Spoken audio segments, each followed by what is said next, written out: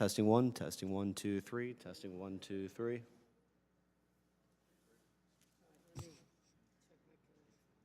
it loose? You're in the thin wire, correct?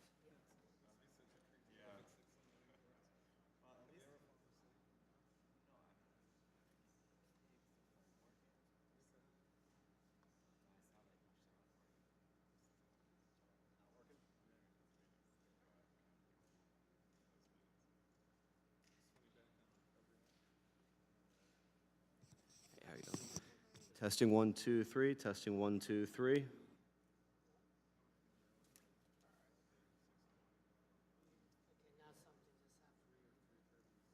good or bad? Testing.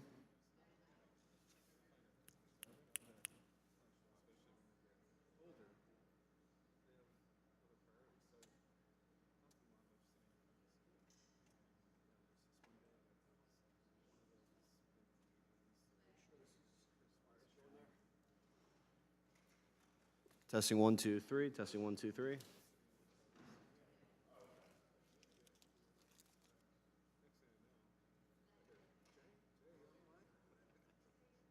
Hey, Ben, can you call up Kaze and get him in here?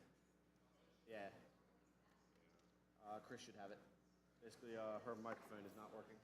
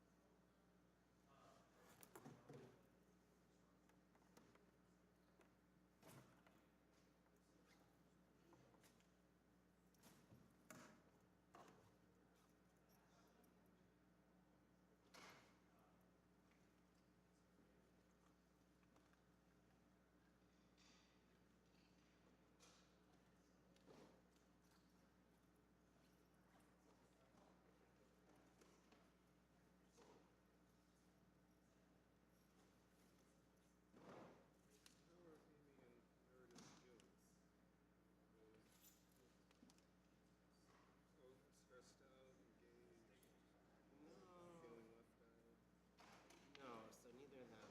Did he get you squared away? Okay.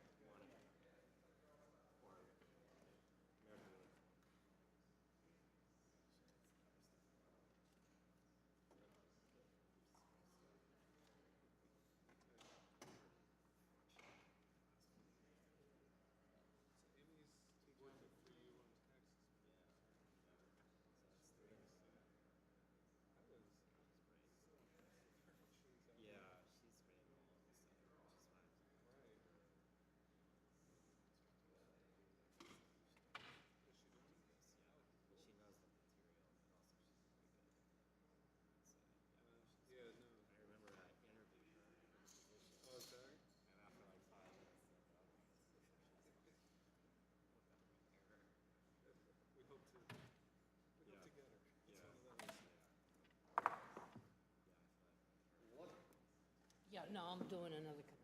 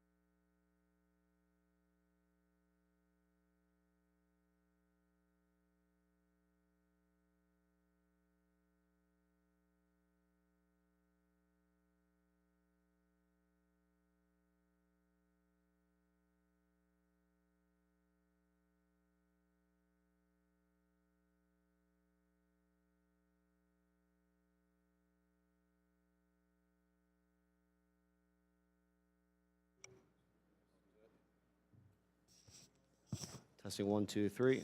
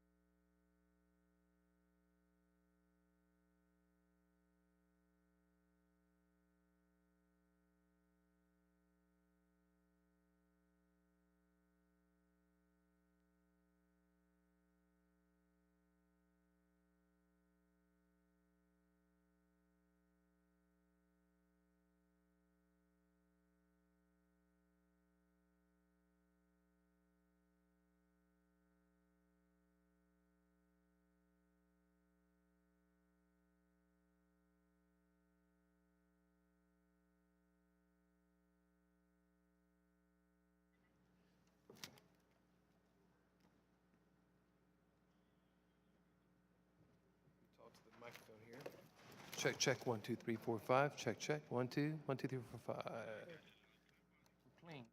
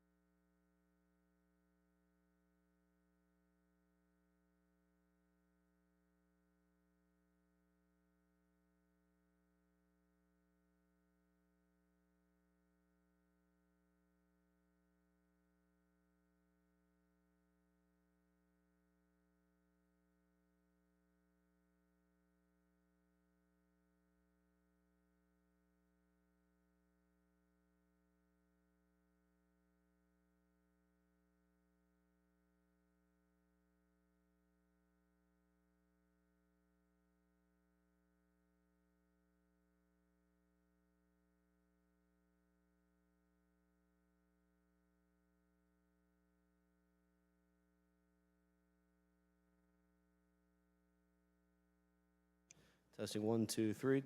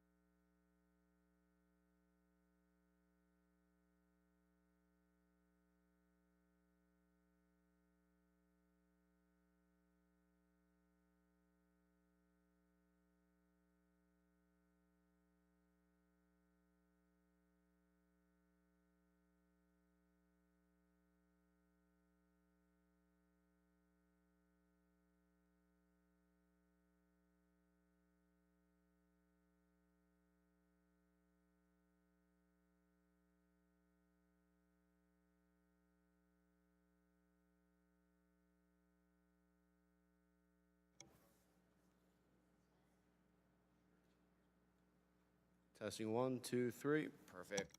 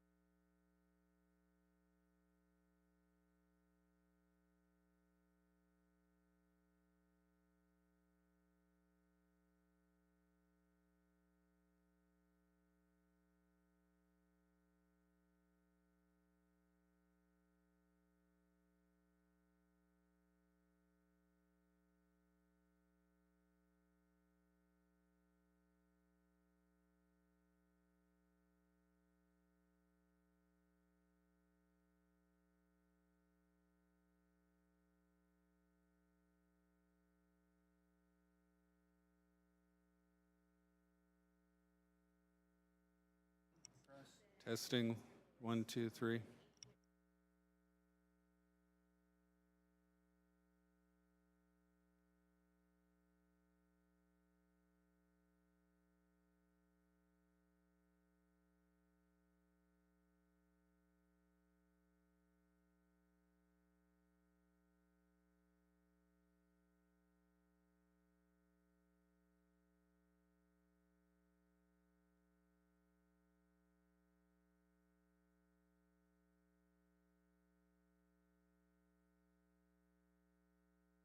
sure you hit talk when you want to talk. Okay. Make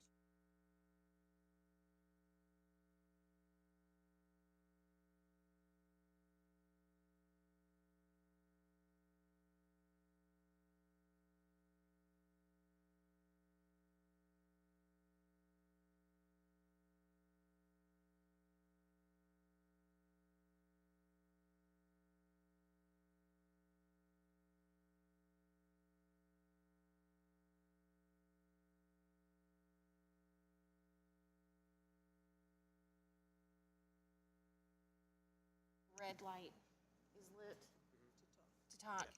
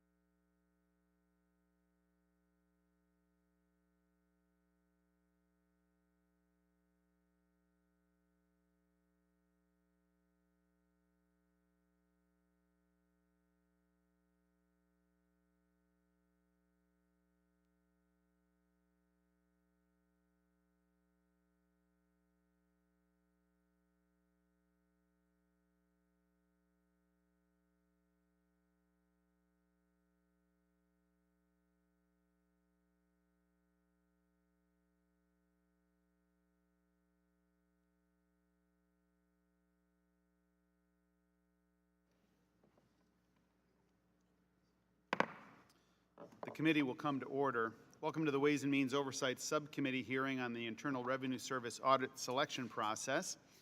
Today we're going to review a new report from the Independent Government Accountability Office, or GAO, about how the IRS decides to audit tax-exempt organizations. 2 years ago, we learned that the IRS was targeting conservative organizations that were applying for tax-exempt status. The Exempt Organizations Division, under Lois Lerner's direction, had a checklist to select certain groups for extra scrutiny. That checklist included criteria such as whether an organization's application referred to conservative buzzwords like Tea Party or Patriots, or if the groups criticized how the country was being run.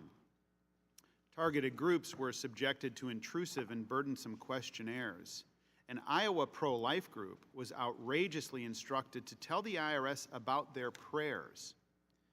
Many of these groups had to wait for years to get an answer from the IRS on their applications, if they got one at all. And we're here today because some of these groups, in addition to all that scrutiny, also got audited.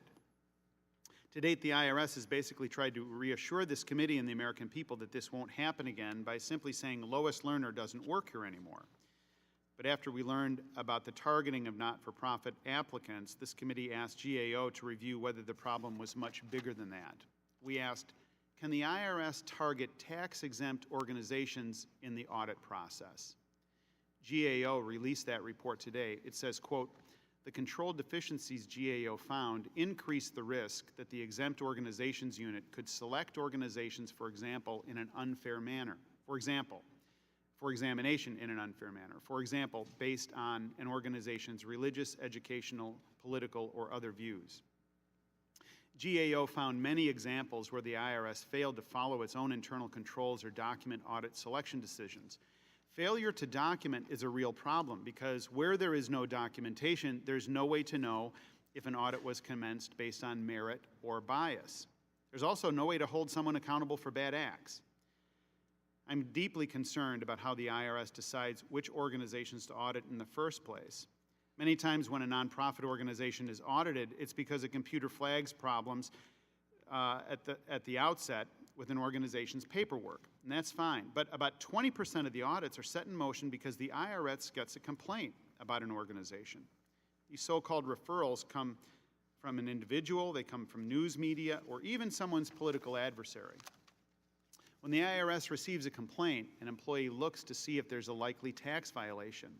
There are only 5 IRS employees who serve as these gatekeepers of the audit process, and they each cover only one issue area. The gatekeeper reviewing political activity complaints has been there since 2009.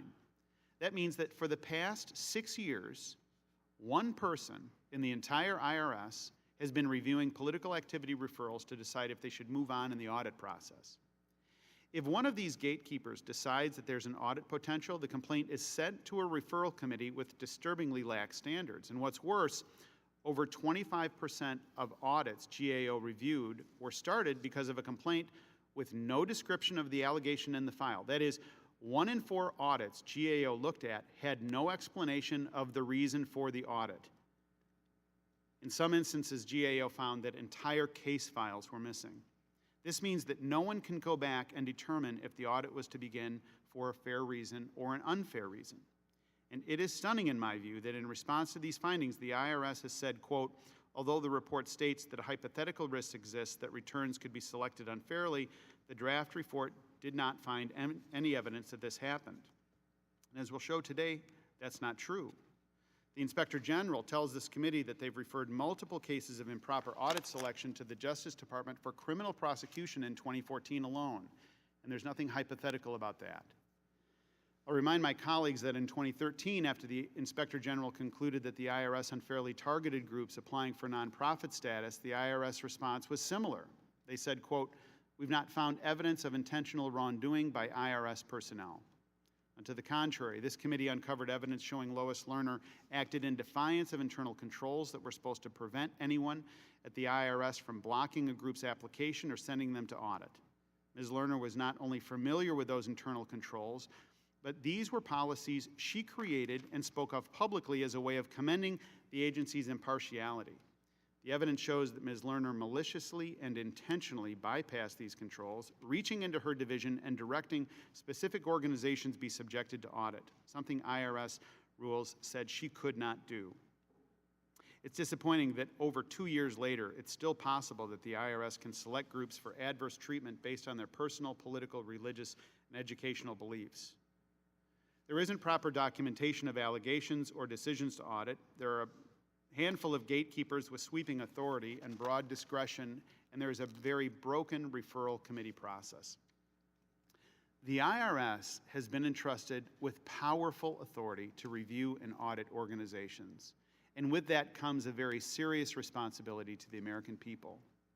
The IRS must acknowledge these problems and take concrete action to ensure a Lois Lerner 2.0 situation cannot happen. This committee will continue to work to reform this broken system and to ensure the IRS treats all Americans fairly and equally. I'd like to recognize Mr. Lewis for his opening statement. Good morning. Thank you, Mr. Chairman, for holding today's hearing. I would also like to thank the Commissioner and all the other witnesses for being here today. This hearing is important. All Democrats agree that no organization should be targeted because of their political, educational, or religious belief. It is important that the Internal Revenue Service operates with integrity and follow a fair process when selecting an organization to audit. Charities and other exempt organizations are the fabric of our communities. They are our universities, our hospitals, our homeless shelter, and our food banks. These organizations care for the sick and feed the hungry. They educate our children and support the elderly. They give hope and help to those in need. America is stronger because of these organizations. They help us fulfill our promise to care for the least among us, and they select a global and set a global example for our friends and neighbors, not just here in America, but around the world. Today, there are over 1.6 million tax-exempt organizations in the United States. Overall, less than 1% are selected for audit. I'm pleased to learn that the GAO did not find any evidence that IRS employees chose to examine organizations because of their political, educational, or religious beliefs. It is also encouraging, Mr. Chairman, to learn that GAO found that the IRS exempt organization employees equated fairness with reviewing organizations strictly by the law. In focus group, the employees told GAO, you should treat everyone alike. It doesn't matter who filed the information, it is what they filed. In my estimation, this is the right way. It is the just and fair way. Again, I thank all of the witnesses for being here today. I look forward to hearing more from the panels about the audit process for organization and how it can be improved. Thank you, Mr. Chairman. I yield back. Thank you, Mr. Lewis. Today we'll hear from two panels. The first panel will consist of Jay McTeague Jr., Director of Strategic Issues at the U.S. Government Accountability Office, and Commissioner John Koskinen at the IRS. The second panel will consist of three witnesses: Michelle Easton, President of the Claire Booth Luce Policy Institute, Joseph Metzger, Vice President of Finance at the Leadership Institute, and Elizabeth Kingsley, partner at the law firm of Harmon, Curran, Spielberg, and Essenberg. And for all the witnesses, we thank you for your time today. And the committee has received your written statements, and they'll be made part of the formal record. You each have 5 minutes to deliver your oral remarks. We've got a system of lights that's not complicated: red, yellow, green. And Mr. McTeague, please, we'll begin with you.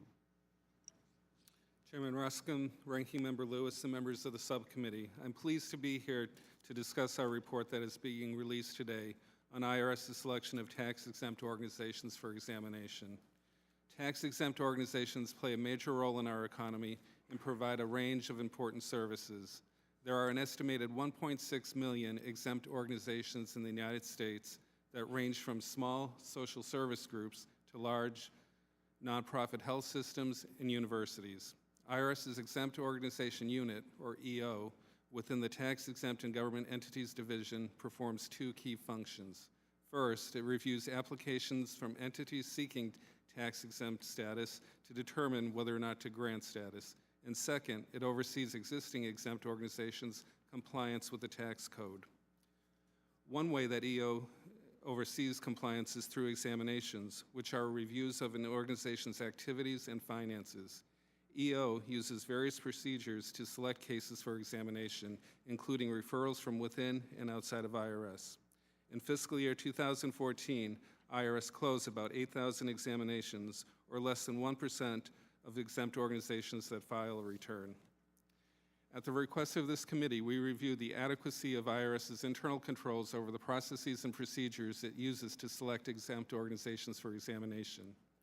In brief, Mr. Chairman, we found that EO has numerous controls intended to help ensure that it selects organizations for examination in a way that adheres to IRS's mission of applying the tax law with integrity and fairness. While we found that some of EO's internal controls are adequate, the design and implementation of others are not, leaving IRS at risk for potentially unfair selection practices. In terms of what is working well, we found, for example, that EO maintains well-documented procedures for several, but not all, selection processes in the Internal Revenue Manual, which is IRS's official source of instructions to staff. Furthermore, the IRM sets standards of conduct for treating taxpayers fairly without favoritism or discrimination.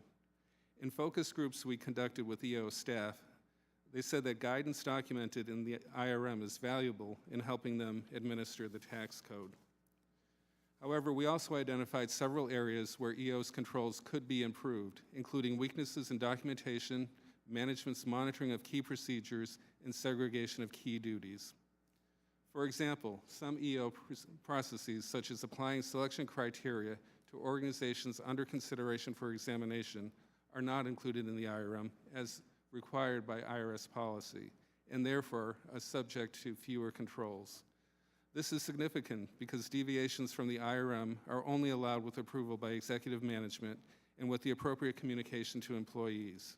Reliance on procedures that are outside the IRM creates the risk that EO staff could deviate from official procedures, potentially resulting in unfair selection of organizations for examination. Excluding these procedures from the IRM also reduces transparency, since they otherwise would not be available to the public. We also found that EO management does not consistently monitor the effectiveness of internal controls for some examinations and database files to ensure that selection decisions are documented and properly approved in order to help ensure fairness. For example, we found that in an estimated 22% of cases where EO initially selected an organization for examination, but later the examiner decided not to perform the exam, were missing required management approval. As a result, management does not have assurance that internal controls are being followed properly. As a final example, we observed that certain types of referrals are reviewed by only one individual. EO has identified 5 types of sensitive referrals, such as political activity and high-profile referrals, and has one staff or classifier for each sensitive area who determines whether the case should be considered for examination. The classifiers are not cross-trained to review other types of referrals. Internal control standards dictate that key duties, such as these, should be divided among different people. Spreading classification responsibilities for sensitive referrals to more than one classifier could help decrease the potential influence or bias of any one classifier and better ensure fair case selection. In conclusion, EO is faced with the challenging task of overseeing a diverse population of organizations and enforcing their compliance with the tax code. EO's reliance on a variety of procedures and multiple steps to select organizations underscores the importance of having a robust internal control system to ensure selection fairness and integrity. Mr. Chairman, this concludes my prepared remarks. I'd be happy to answer any questions you or other members of the committee may have. Thank you, Mr. McTeague. Commissioner? Chairman Roscom, Ranking Member Lewis, and members of the subcommittee, thank you for the opportunity to discuss the recent GAO review of our audit selection criteria for exempt organizations. Maintaining a fair and unbiased audit process is one of the fundamental principles upon which the IRS operates, in the exempt organization in particular and throughout all of our compliance programs. We choose returns for audit based on information that is or should be in the returns and without regard for who is filing the return. It's important for people to understand, for example, that which political party they belong to or how they voted in the last election has no bearing at all on our decision-making process. We continue to review our processes and procedures to ensure this fairness is maintained. For example, the IRS in 2013 asked its newly appointed Chief Risk Officer, who came from outside the agency, to conduct a service-wide review of audit selection criteria. He spent several months looking at the criteria used by more than 350 IRS compliance programs and found no evidence of bias in any of them. I'm pleased to note that the GAO's recent review of the exempt organizations area also found no instance where an organization was inappropriately selected for audit and no evidence of bias in our selection process. As part of their reviews, both the IRS Chief Risk Officer and the GAO offered recommendations for improvements in our internal controls to further reduce any risk that exists for returns to be selected in an unfair manner. The IRS has accepted all of these recommendations, and we've been working to implement them.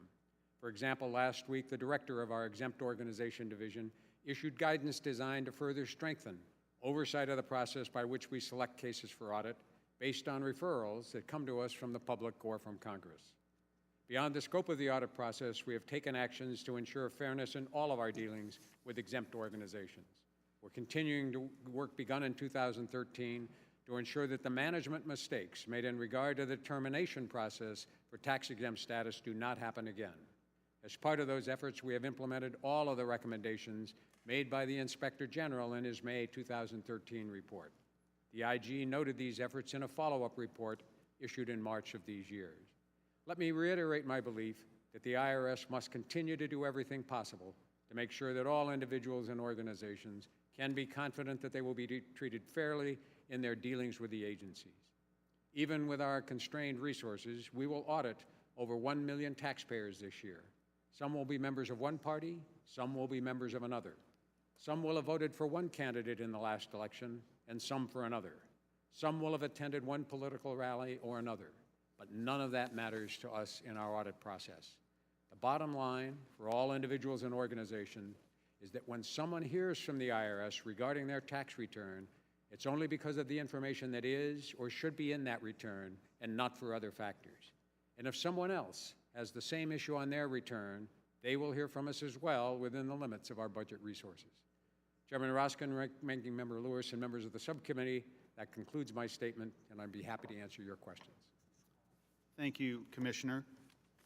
Mr. Kelly. Thank you, Chairman, and thank you for both being here. Commissioner, we've been together so many times now, and I want to thank you again for joining us on this tax-exempt issue status and the IRS administration of the provision in the tax code. Last night, I looked up 501c3 statute of the tax code just to refresh my memory. And let me just read. To be considered tax-exempt under Section 501c3 of the Internal Revenue Code, an organization must be organized and operated exclusively for exempt purposes set forth in Section 501c3. A list of exempt organizations include, and this is on page 2202 of the tax code, corporations and any community chest, fund, or foundation organized and operated exclusively for religious, charitable, scientific, testing for public safety, literary, or educational purposes, or to foster national or international amateur sports competition, or for the prevention of cruelty to children or animals, no part of the net earnings of which inures to the benefit of any private shareholder or individual, no substantial part of the activities of which is carrying on propaganda or otherwise attempting to influence legislation, except as otherwise provided in subsection H, and which does not participate in or intervene in, including the publishing or distribution of statements, any political campaign on behalf of or in opposition to any candidate for public office. Now, in the past, we've discussed issues involving the IRS granting Organization 501c3 a status or not. There was a great deal of concern about why were these people waiting so long. Now, today we've turned our focus to issues involving maintaining an organization status once the IRS selects a tax-exempt organization for audit. So I want to focus our discussion on a recent issue involving a 501c3 organization. And I like the idea that where the referrals come from. And it says referrals are complaints the IRS receives about organizations from third parties, including other units of the IRS, members of Congress, and the general public. About 18.2% of the audits closed in 2014 were selected based on referrals. And this comes down to the general public. I want to ask you a question because this has just come up the last couple of days, and it really bothers me, and it bothers a lot of the people in the 3rd District back in Pennsylvania that I represent.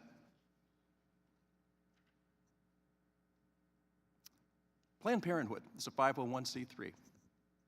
Now, it's been in the news recently that Planned Parenthood has been in the news for what appears to be commercial business activity, the sale of fetal tissue. Now, you've seen the videos. I'm assuming you've seen some of the videos. I have, and most of the people that I represent have.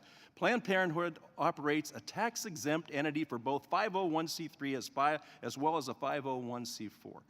According to Planned Parenthood's 990 form filed in 2013, they had gross receipts of $986,791. So as a nonprofit, they look rather profitable. However, given the recent videos that have come to light, my question to you, from an outcry from the general public, does the IRS plan to audit or investigate Planned Parenthood for what looks to be a commercial activity? I know we investigate people, and a lot of it's based on referrals. What kind of a referral would the IRS have to look into this?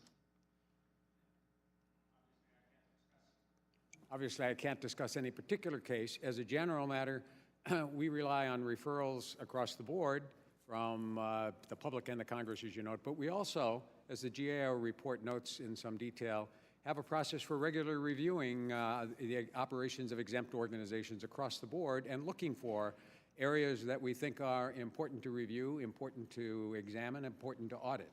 One of them is unrelated business income tax. If you are a 501c organization. Listen, I don't want to get into the weeds in this. I'm asking you.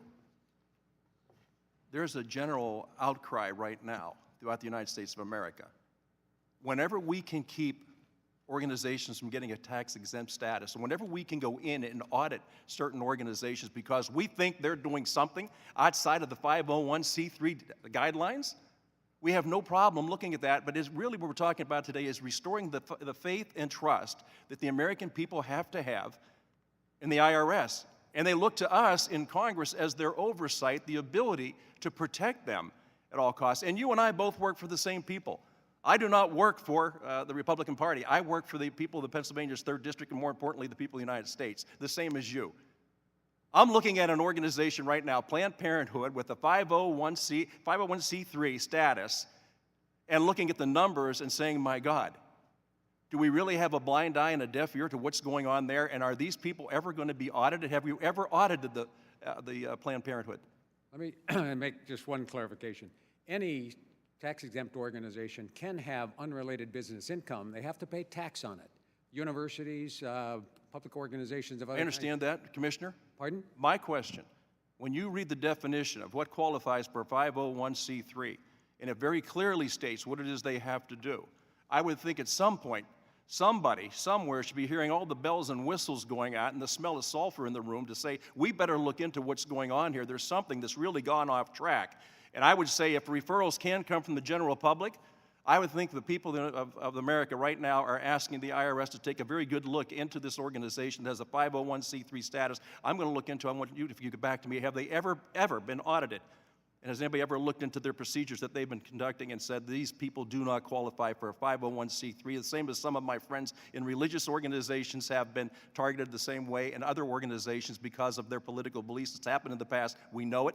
These people have retired and left your organization, but they were the people that drove this issue. So I thank you. I'm sorry my time's up, and I hate to go on like this, but this has just reached the point where the American people demand an answer, and they're no longer requesting it. They demand answers to these issues. Thank you. Mr. Lewis. Thank you very much, Mr. Chairman. Thank you, Mr. Director, Mr. Commissioner, for being here. Everyone agrees that the IRS should not target organizations based on political, religious, or other beliefs. I want the record to be perfectly clear on this point.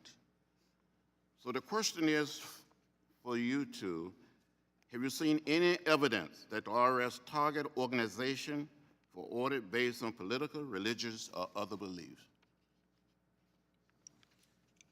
Congressman, we designed our study to test the internal controls that help safeguard the selection processes that EO uses to identify potential cases for examination.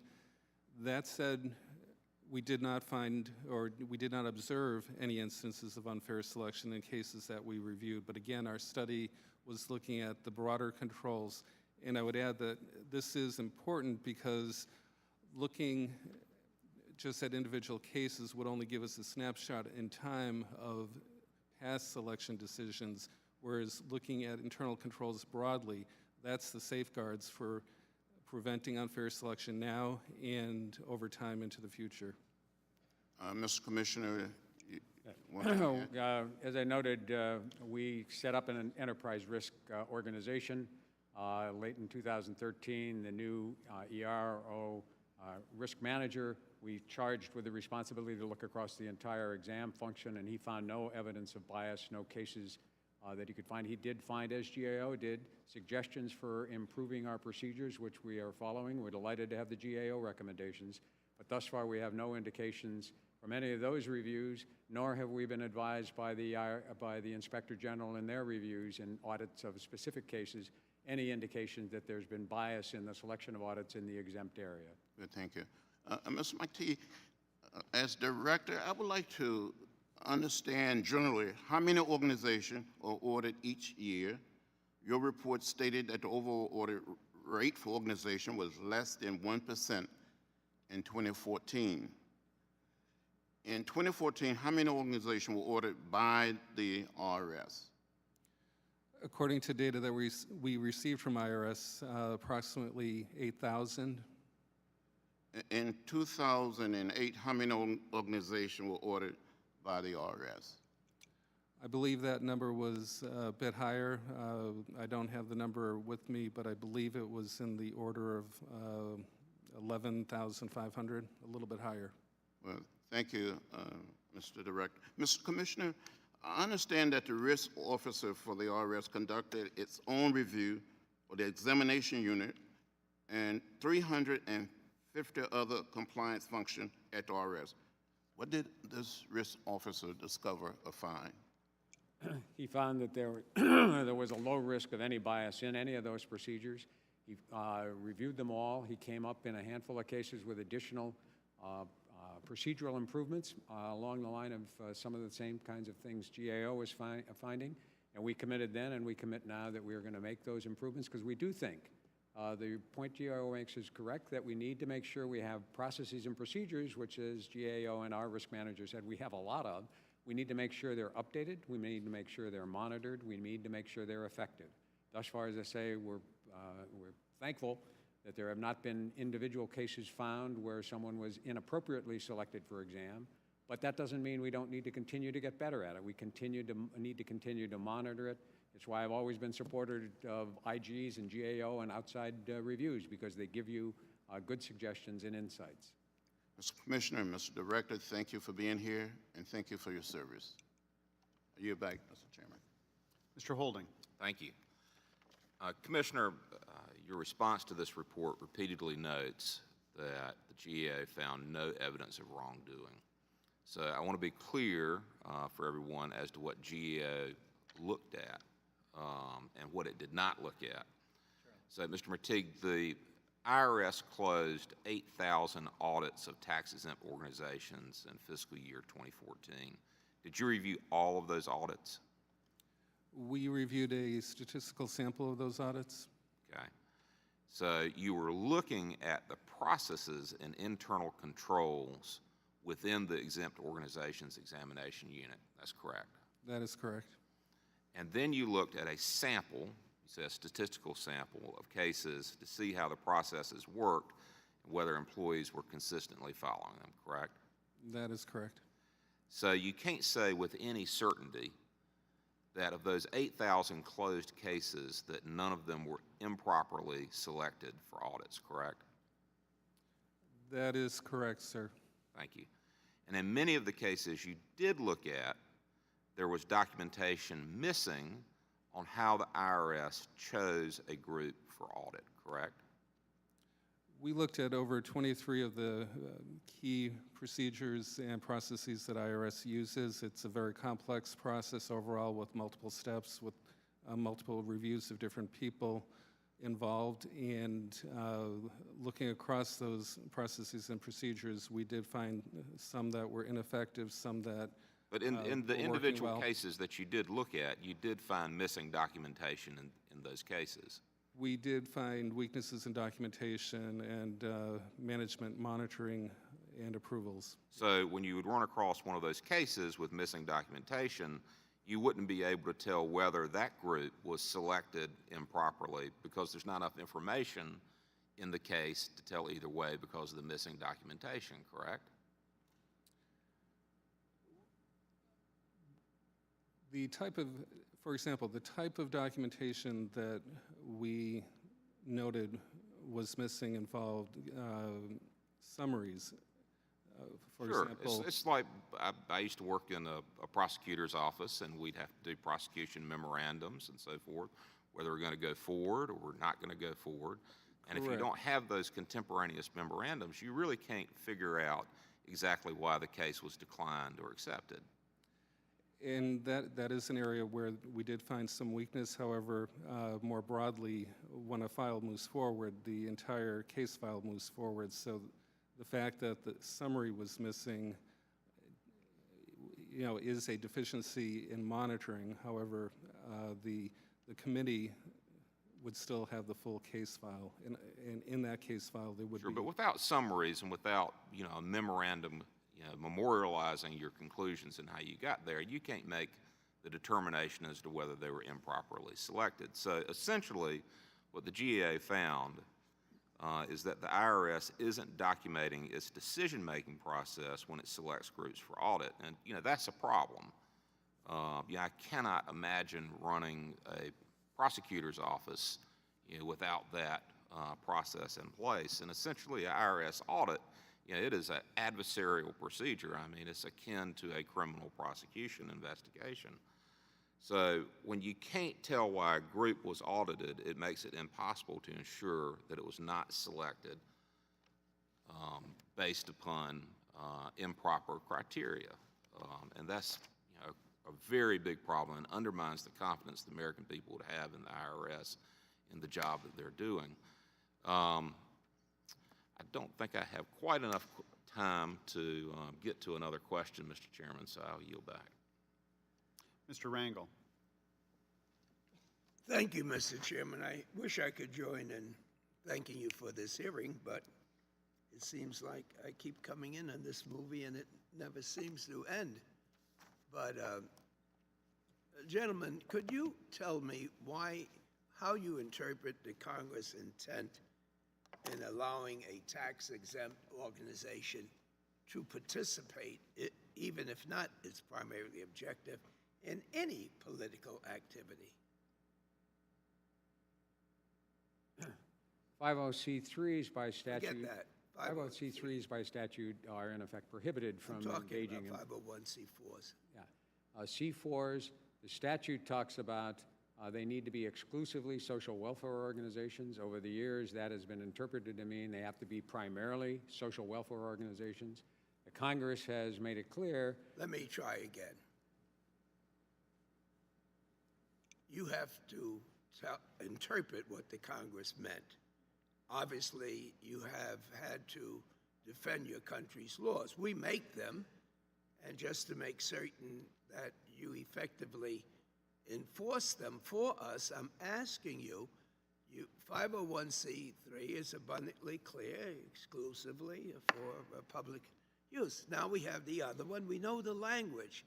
And I don't know how to frame my question any better than there's a separation in C4. I'm asking you, if someone was to ask that's not a member of Congress, why do you believe the United States Congress allows people to receive tax exemptions for doing political activity, albeit not exclusively?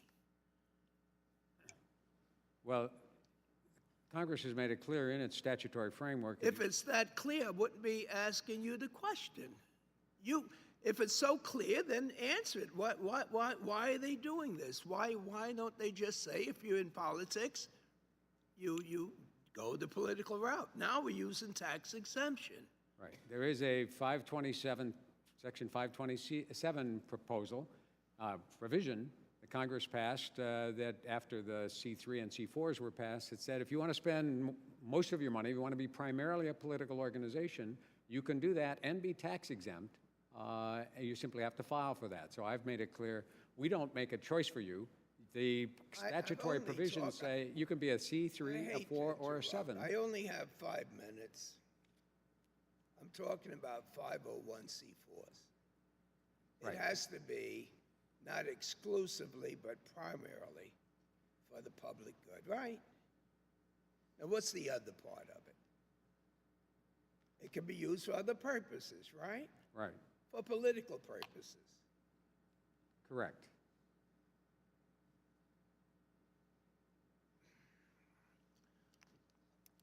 If you were explaining this law to the general public and you didn't have the geniuses that we have on our committee which writes these laws, and they were asking you not just as a public citizen, but someone who has the obligation to enforce the law, Commissioner, what was your opinion of the intent of Congress to allow people to make tax-exempt contributions for political purpose, albeit not entirely for political purposes?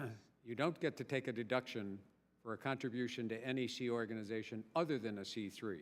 So when you make a contribution that's deductible, it has to be to a C3, and they can't engage in any significant, almost any political activity. If you make a contribution to a 4 or a 527, you don't get the deducted. Question better than I'm framing it, but I'm going to take a last shot at this.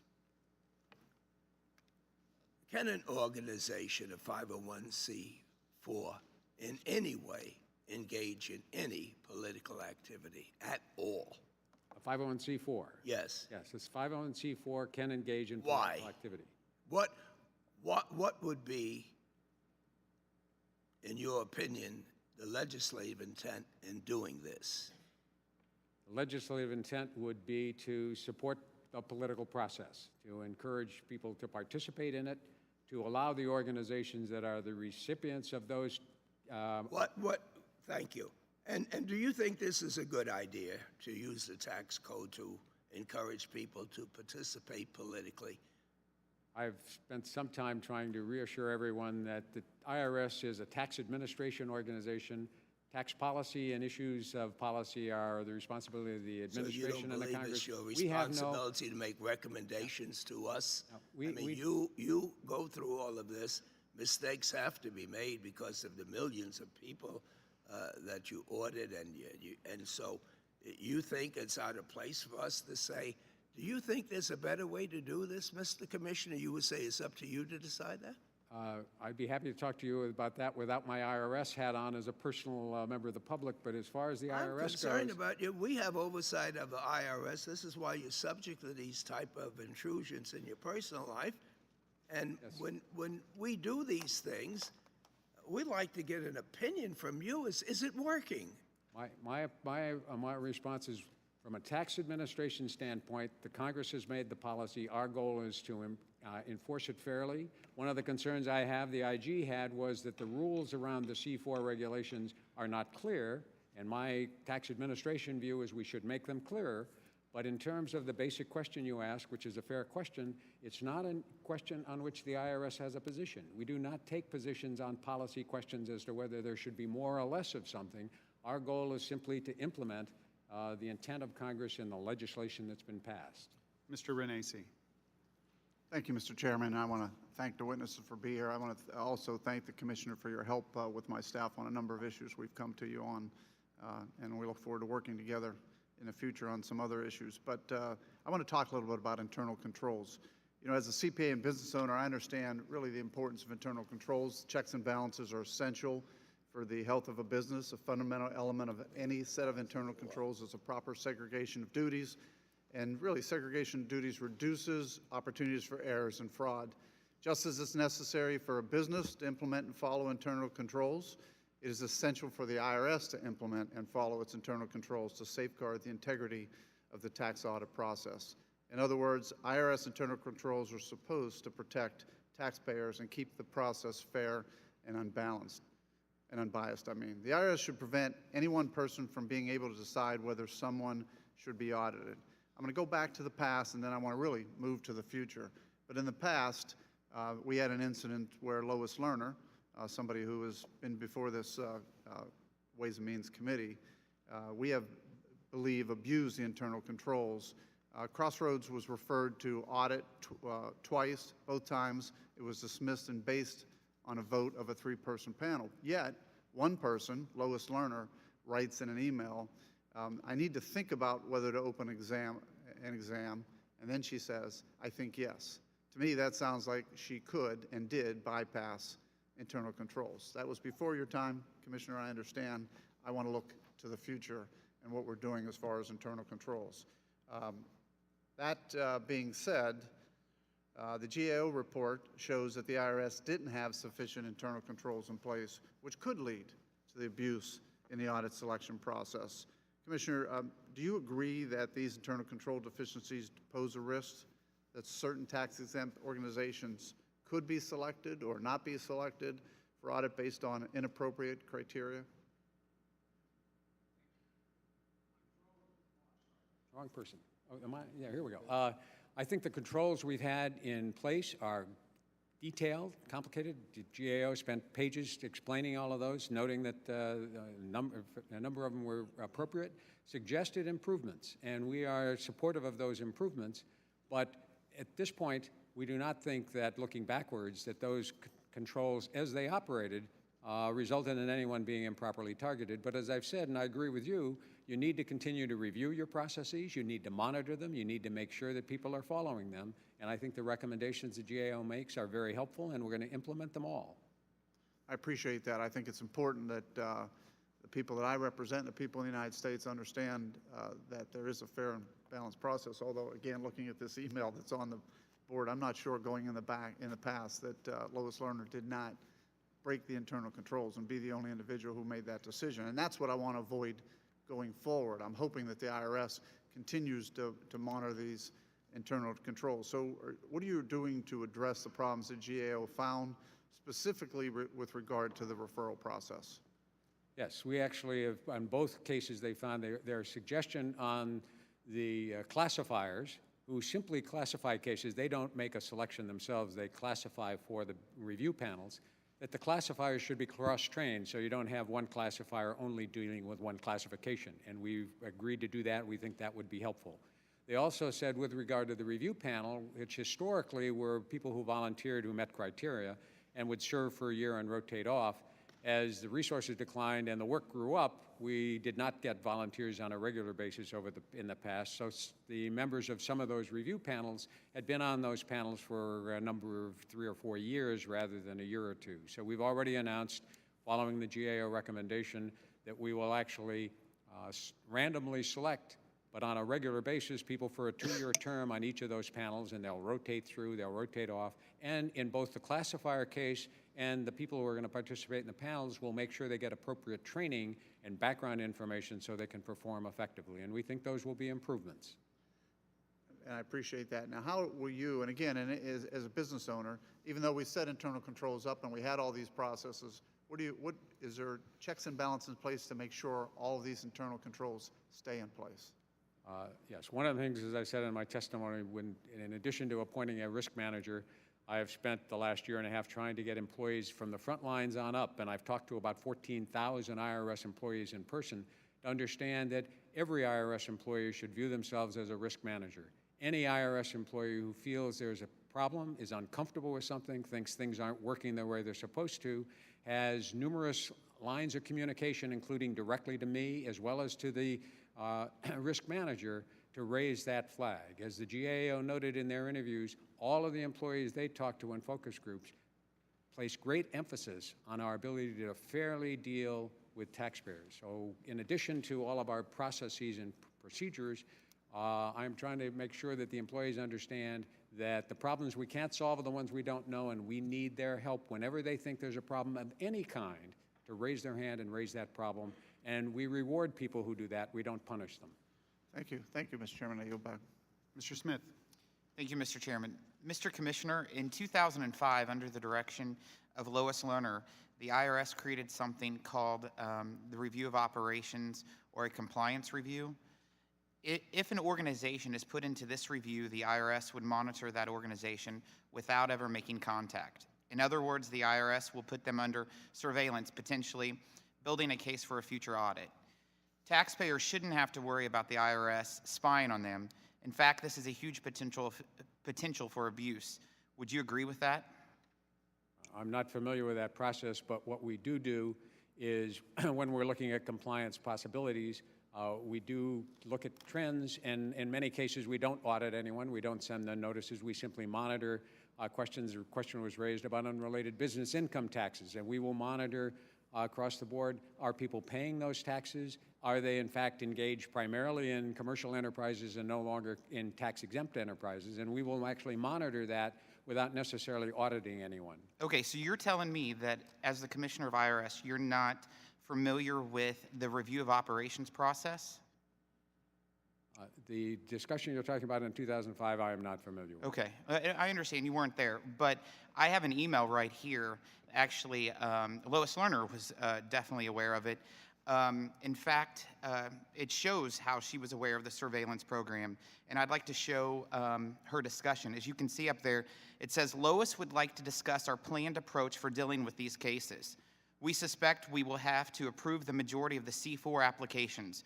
We will also refer these organizations to the Review of Operations for follow-up, which is the spying program. Even when the IRS approves organizations, it can still subject them to increased scrutiny and surveillance. Can IRS employees still make referrals to the Review of Operations currently?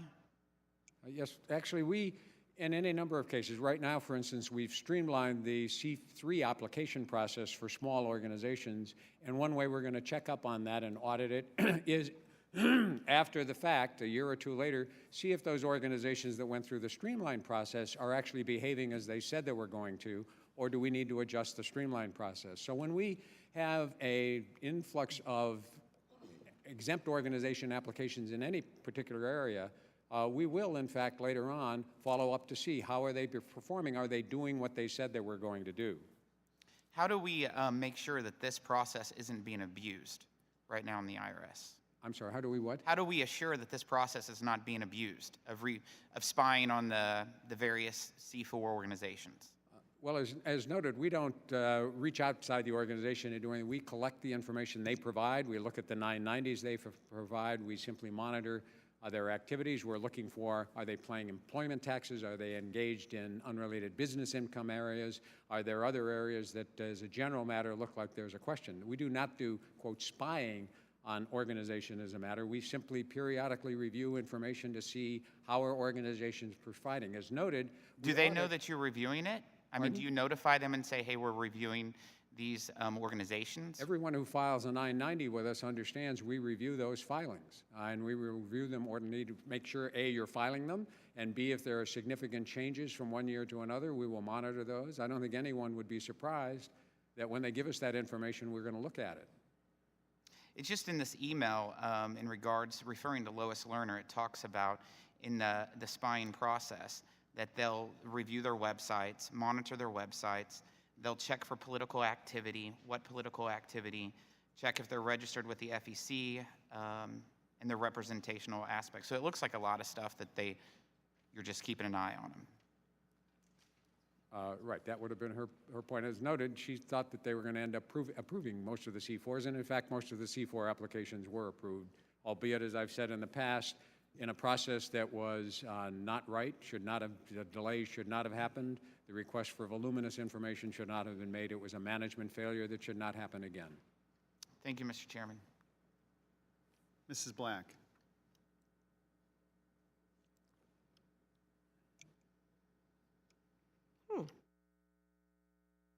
Lighting up. Oh, is it on? Yeah, I think it is on. It's not lighting up. My light's not on, but the microphone's hot. Well, thank you, Mr. Chairman, for allowing me to be here. Commissioner, this report, a lot of pages here, identified a lot of serious problems with the IRS audit selection process. And the GAO also made 10 recommendations to address these problems. Do you agree with the recommendations? We do. We've announced we agree, and beyond that, we've started to implement and have implemented some of them and expect to implement all of them. Well, I'm understanding that the problem is that they have not been implemented. Mr. McTeague, how many of the recommendations that GAO has made to the IRS that have not been implemented yet? In this report, we made 10 recommendations, and as the commissioner stated, they announced yesterday the implementation of 2 of the 10 recommendations. More generally, more broadly, across IRS, GAO has made hundreds of recommendations. Currently, there are approximately 180 outstanding recommendations that have not been implemented, remain open. Many of those have to do with specific line items in the financial statement. I would note that the GAO recommendations have only been available to us for the last 2 or 3 months, so obviously we couldn't do them all in that time frame, but we have both committed to doing them, much as we did with the Inspector General's recommendations, and we have set that process in motion.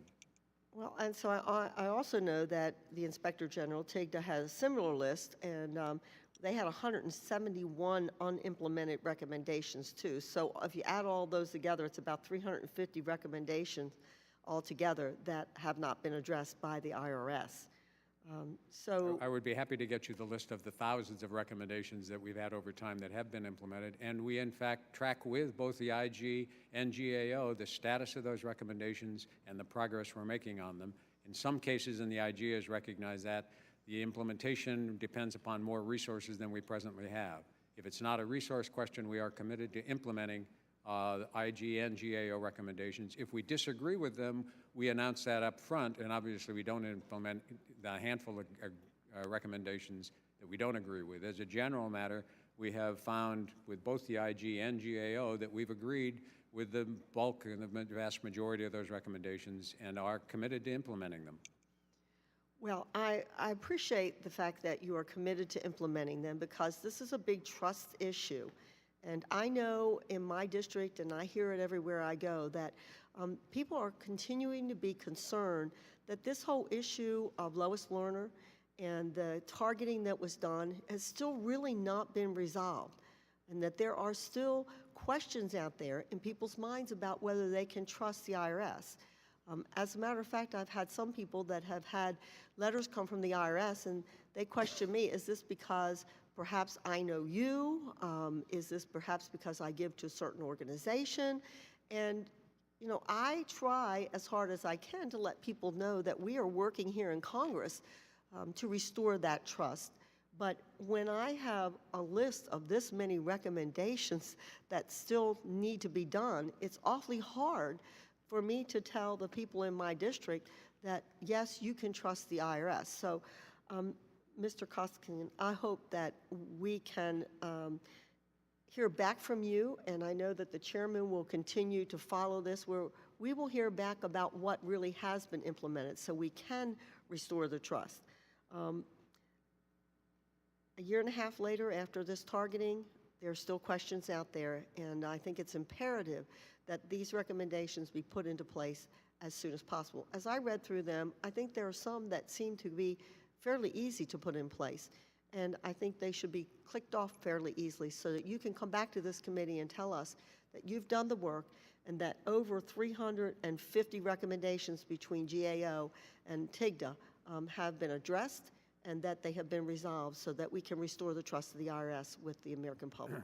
We'd Thank be you. delighted to keep you updated about that, and these recommendations in particular, we'll be delighted to advise you when they're all completely implemented. The IRM, for instance, is we expect to have all of that updating done by early next year, and we'll keep you advised, because I agree with you totally that, as I said earlier, we're going to audit 1 million people this year, and they need to be comfortable and confident it has nothing to do with who they are in terms of what political organization they belong to. If I may, because my time is only have 10 seconds here, I would suggest that you would be sending this committee reports on a regular basis about what you have done on the recommendations here and adhering to those so that we don't have to wait till the next hearing.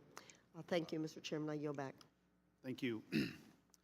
You know, in his own inimitable fashion, Mr. Rangel posed an interesting and provocative question, as he usually does. And he said, look, when does the movie end? The movie never seems to end as it relates to the IRS. Let me just relay an experience that I had, and it echoes a theme that he articulated, and it was brought to my attention by an IRS employee a few months ago. As the commissioner knows, when I became chairman of the subcommittee, I asked to have just a meeting with the exempt unit employees in Cincinnati. And I went down and just had kind of a town hall meeting discussion.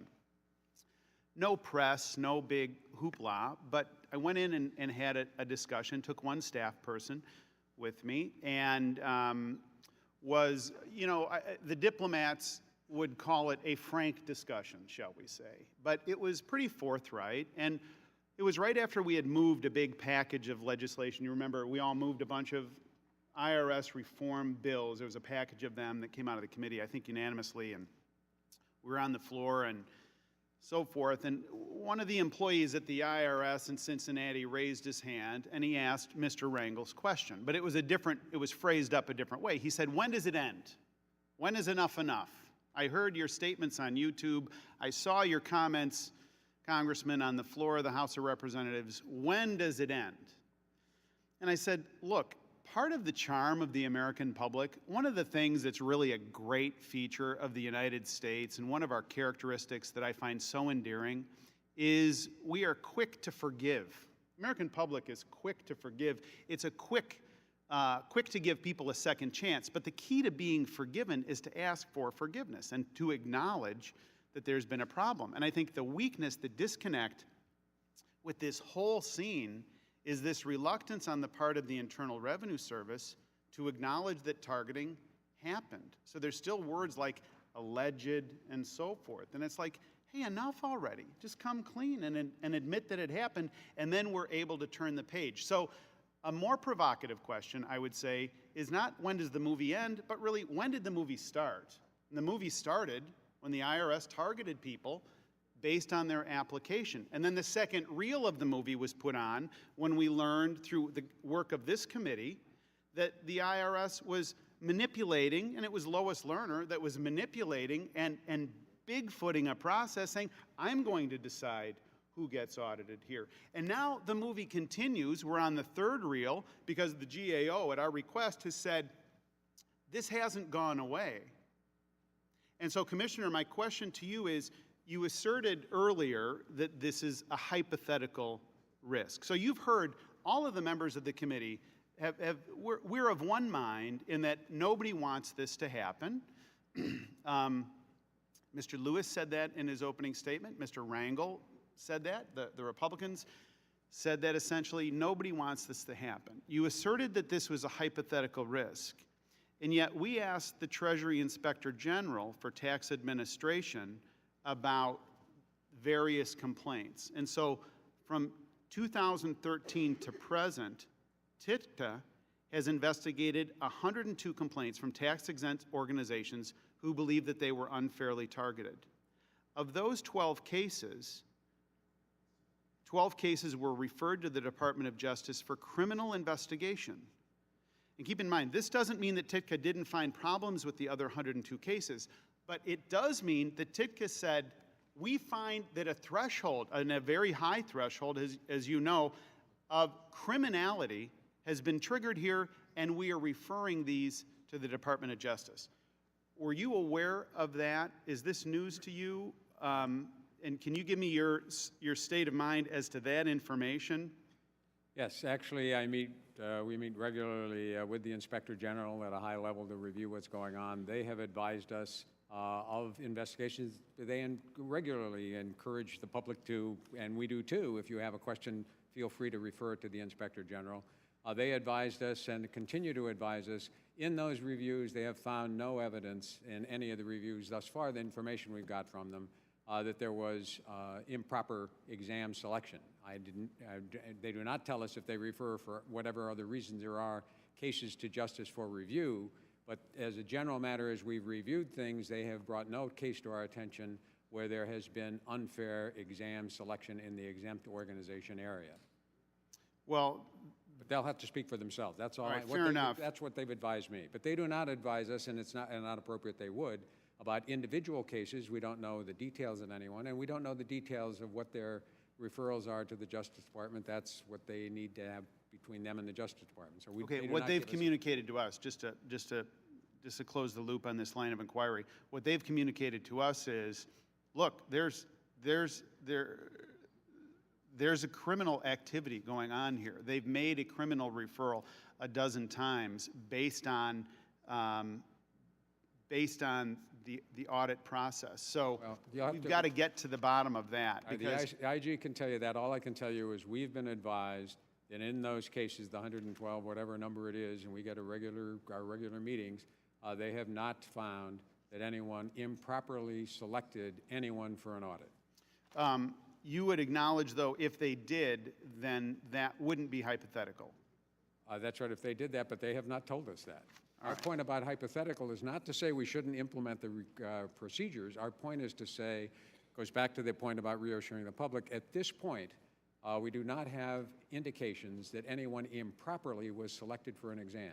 We have good recommendations from GAO how to make sure, do more to make sure that doesn't happen as we go forward, and we're delighted to implement those recommendations. We can never be too good. We need to continue to review our processes, but I think it is important for the public to understand that in this review, and in the review by the outside risk manager we brought in, there was no evidence of bias in the selection process.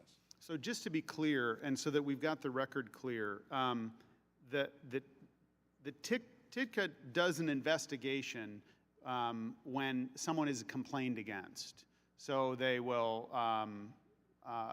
when someone comes and says, look, I think I'm being unfairly targeted by the IRS, I'm an exempt group, TIDCA does an investigation of that. They do investigations for a variety of things. Somebody could complain that they've been threatened. Someone can complain they've been attempted to be extorted. There are a lot of complaints beyond simply, I was improperly selected. All of those complaints are reviewed. TIDCA does an excellent job of following through. We think it's an important process, but they are not simply, I was selected, I'm a tax-exempt organization, I was badly selected. There are a lot of claims taxpayers make, and they deserve to be investigated. And to the extent that there are criminal activities which can run the gamut from extortion, from bribery, from whatever else might be going on, improper use of information, TIDCA then refers those to the Justice Department for consideration, and we think that's appropriate. So your conclusion is that the TIDCA referrals, the dozen criminal referrals, are not for audit selection, therefore another bad act. Is that right? That's my understanding from the general information we get from the IRS, from TIDCA. They're careful not to give us details, and we're careful not to ask for details, but as a general matter, they have said they have not found in those interviews and in those reviews any indication that people improperly were selecting or targeting audits for review. Okay, we've got to get to the bottom of that. Mr. Meehan. Thank you, Mr. Chairman, and thank you, Commissioner. It's always great to have you here, and I appreciate your candor before our committee, but this is walking into space with this discussion is perfect for one of the concerns that I have, and your articulation was that there's been no indication and there's no evidence, and I'm not suggesting that I know that there's something contrary, but I have great concerns because one of the reasons that there's no evidence is because the report has indicated that there's been a lack of appropriate documentation with respect to the discretion. And let me tell you where I come from on this. I think we both realize the most important, or one of the great things that you're talking about, 1 million people, is the unsettling nature of the fact that I'm being audited by the IRS. There's an incredible tension associated with anybody, whether it be an organization or an individual. And the great power that you and some other governmental agencies have is discretion, the ability to make those decisions and choices, the close calls, the not so clear calls. One of the checks we have in this system is a mechanism by which there's ways to put checks on the discretion.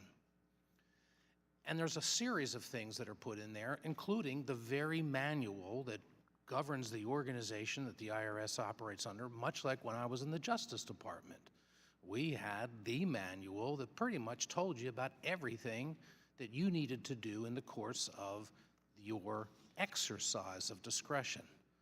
One of the things that has concerned me has been there are a number of procedural control and implementations for the selection of decisions and approvals. It's up here on the map or on the screen. The report has found that as many as 25% of the cases that they looked at did not have an articulation describing the allegation that the audit decision was based on. And yet that is one of the requirements. This is not something that's just suggested maybe we do it. In each case, there are things like the red things. All questions on input forms should be answered. So that's being ineffectively done. Imagine the taxpayer who decided that he was going to miss 4 or 5 of the different sections in filing their tax. That part, I just didn't feel like filling it out. If there's ever an agency that ought to be checking every box, it's the IRS. But I go back to my concern that these things aren't just suggestions. They're checks against the abuse of discretion. And when you things like findings should be explained and documented, lead sheets should be fully completed, classifiers sending cases to committees should have the description of the allegation, political referrals should have justification or priority level. All of these things were found to be concerning, minimally concerning, but they were found to be deficiencies in the way the conduct is done. This is the way we have a check on abuses of discretion. How are we going to be sure moving forward that we have appropriate descriptions so when an agency comes back and questions the decision-making that was done, there's appropriate documentation to assure? And I guess I will close my commentary by saying, how do you know whether in fact there's been any ex parte communications, whether there's been any email traffic or other things outside the scope of your normal communication system, that people aren't talking to themselves outside saying, hey, this is a religious organization. I don't have to document why I'm choosing to do them. I'd like you to look into it. Do you have any ability to know whether there's any extracurricular communications that are taking place in your agency outside of the IRS database? First of all, no IRS employee is allowed to do any work, official work on their personal computers or outside of the system. Secondly, all that was Ms. Lerner. Even her references outside were minimal. Basically, we don't know what they are. We monitor that. The people know that that's an important process. We also have a requirement that referrals all be, go into the official process. As the GAO noted, the employees they met with all, to a person, felt strongly about their responsibility, about the importance of fairness.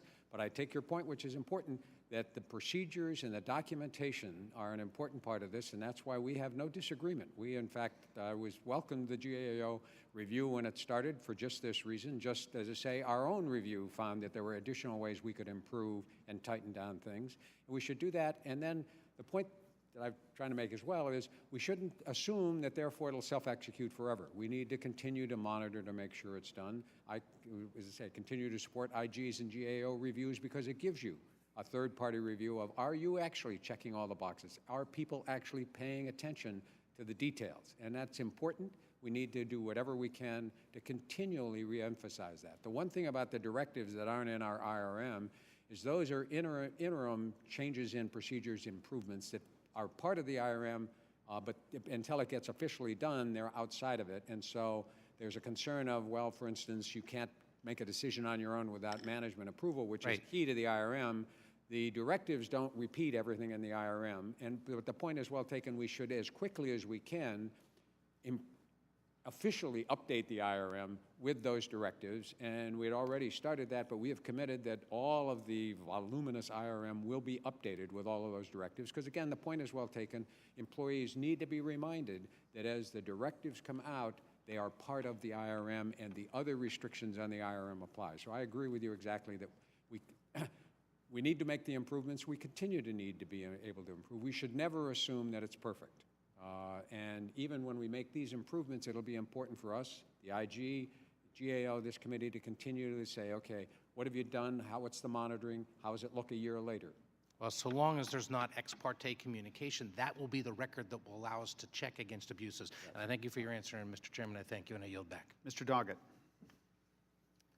Thank you, Mr. Chairman, and thank both of you for your service to our country.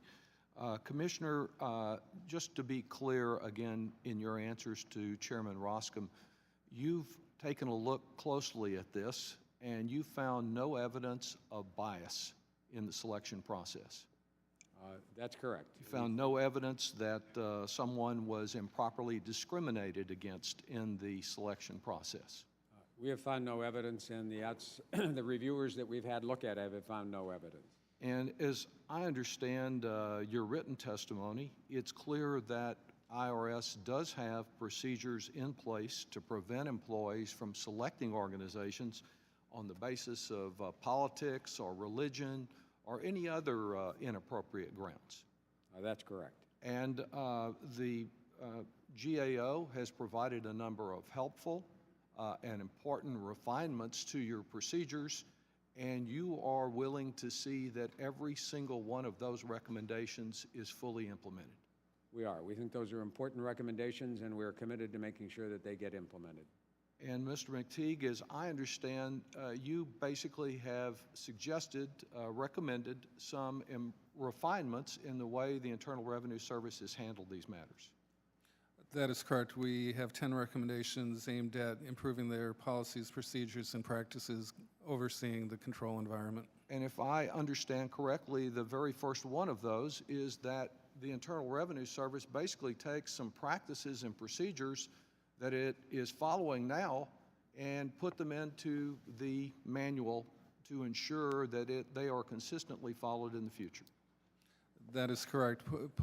Putting all of the key procedures and practices in the IRM and that provides sounds for to me additional like control. A constructive idea. And as best I can determine, some of them are very technical, hyper-technical, but anything we do to prevent taxpayers being unfairly singled out is a good thing to do. It just seems to me that there is the potential of a misimpression that IRS was not already trying to do this and had done a pretty good job of doing this.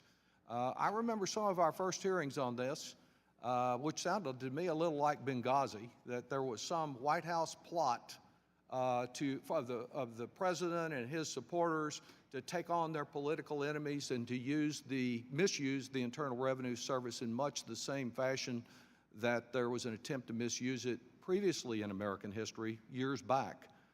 And we've now come to this, that what needs to be done is to take what IRS has been doing and put it into print in the employee manual. And I think that's a good thing to do, but it's a long way from where we started.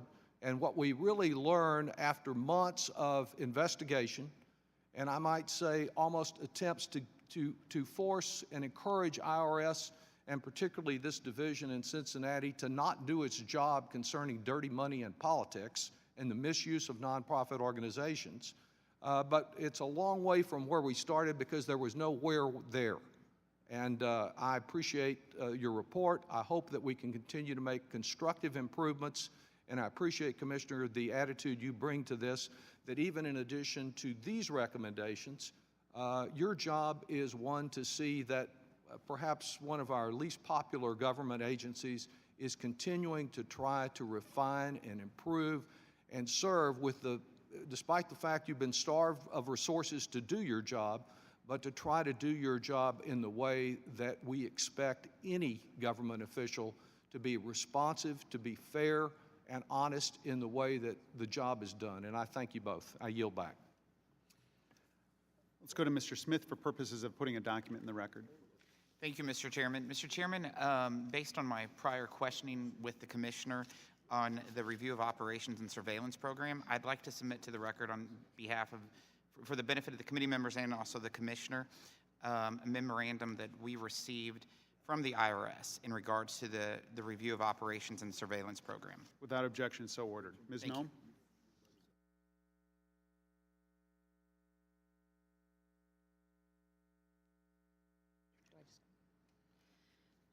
Well, thank you, Mr. Commissioner.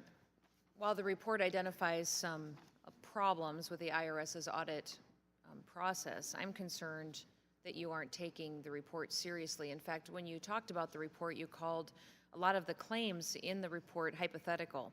Your direct quote was, although the report states that a hypothetical risk exists that returns could be selected unfairly, the draft report did not find any evidence that this has happened.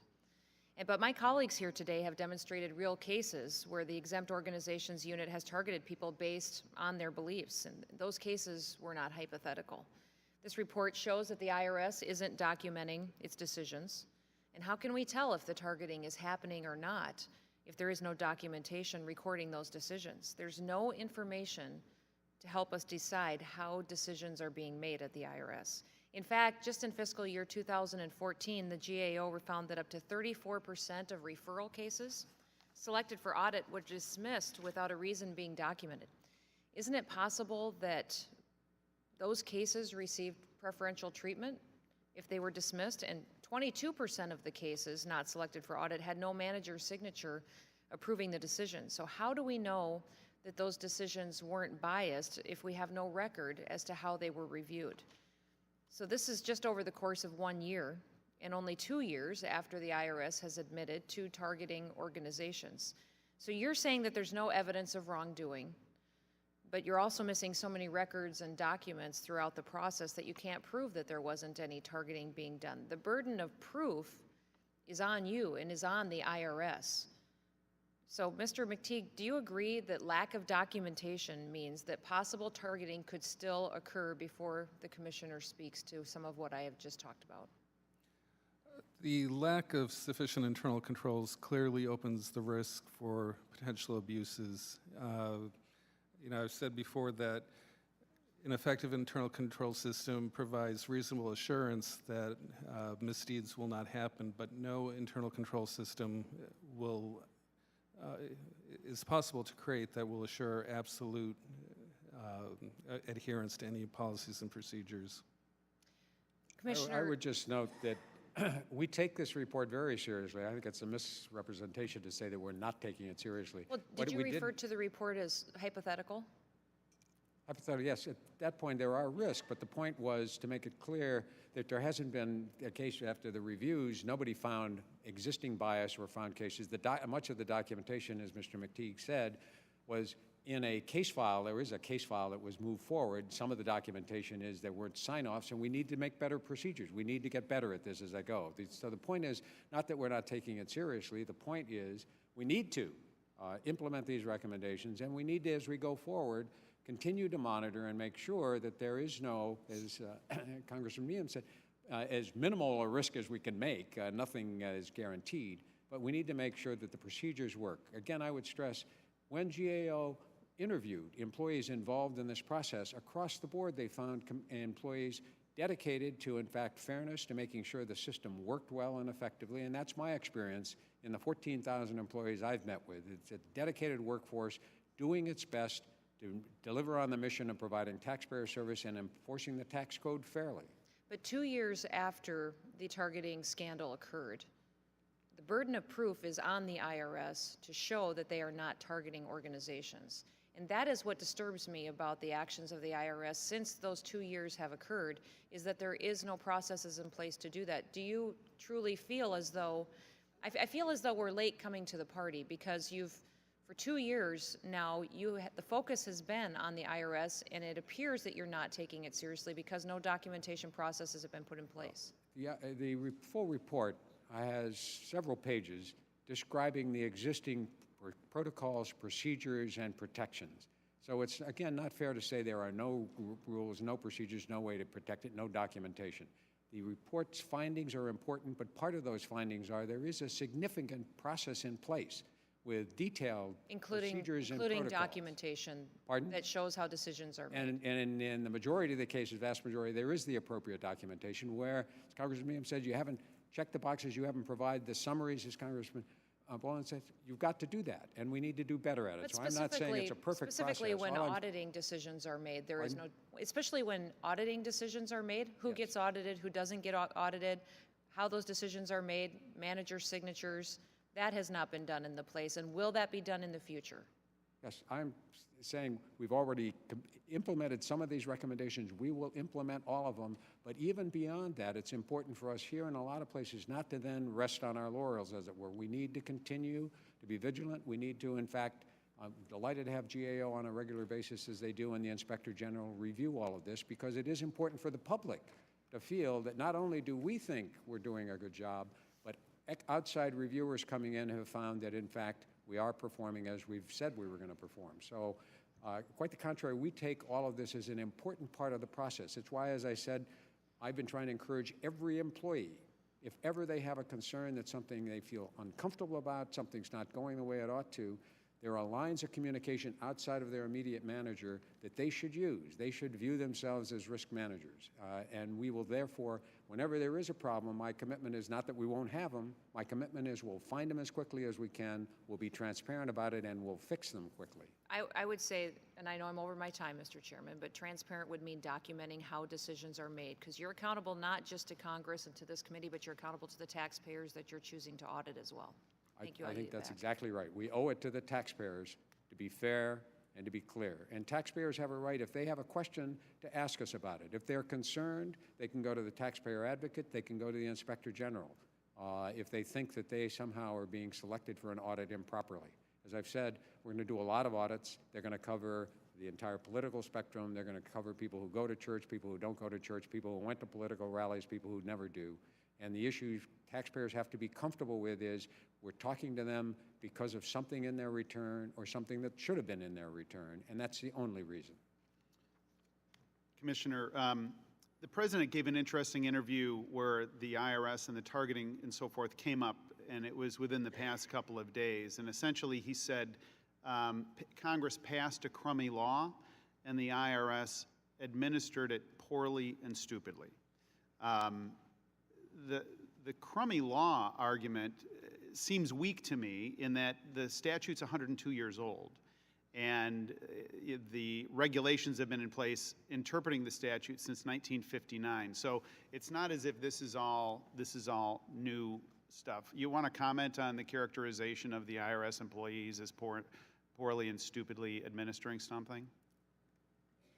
Well, one of the findings and recommendations of the Inspector General in his May 2013 report was that we should provide greater clarity in terms of the definition of what counts as political activity. Right now, our regulations, which we are using, basically say you judge it by the facts and circumstances. And almost by definition, facts and circumstances is a somewhat unclear definition of what's political and what's not. So one of the things we've been looking at, before I was confirmed, a draft regulation went out that managed to aggravate everybody because it took the determination and included everything, including get out the vote campaigns, voter registration, candidate forums. And as we've been reviewing the 160,000 comments we've gotten, most of which had suggestions about how to improve that draft, it's clear that there are ways to make it clearer, easier for people running the organizations or wanting to set one up, and easier for the IRS to make determinations with less political oversight, less political involvement by the IRS. We ought not to be the political monitors of the country. We ought to be actually implementing a statute as clearly as we can. Now, obviously, the primary standard and the facts and circumstances worked in the 40s, 50s, 60s, and the 50s. This was put in 1959. Without a lot of controversy, because there weren't a lot of organizations involved in political activity. Right now, there are about 1,500 C4s. The vast majority of them are Kiwanis clubs, local garden clubs.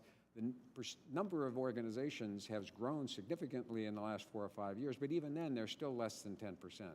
So I do think that we could provide clearer guidance, and we should provide clearer guidance. I understand that people think, well, we're going to somehow try to influence the process. Our goal is not to influence the process. That's not our job.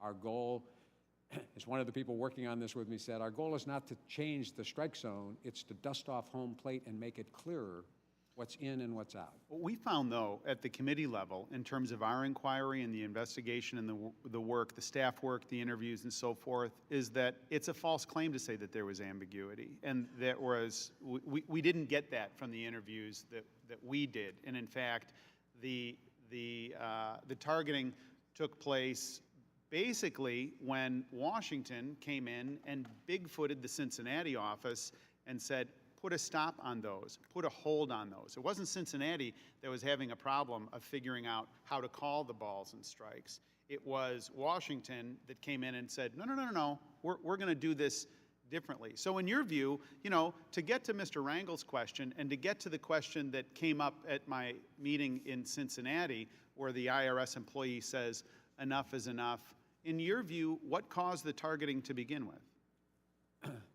First of all, as I've said, and I've tried to make clear from the time I started, it was a situation, a management failure should never have happened.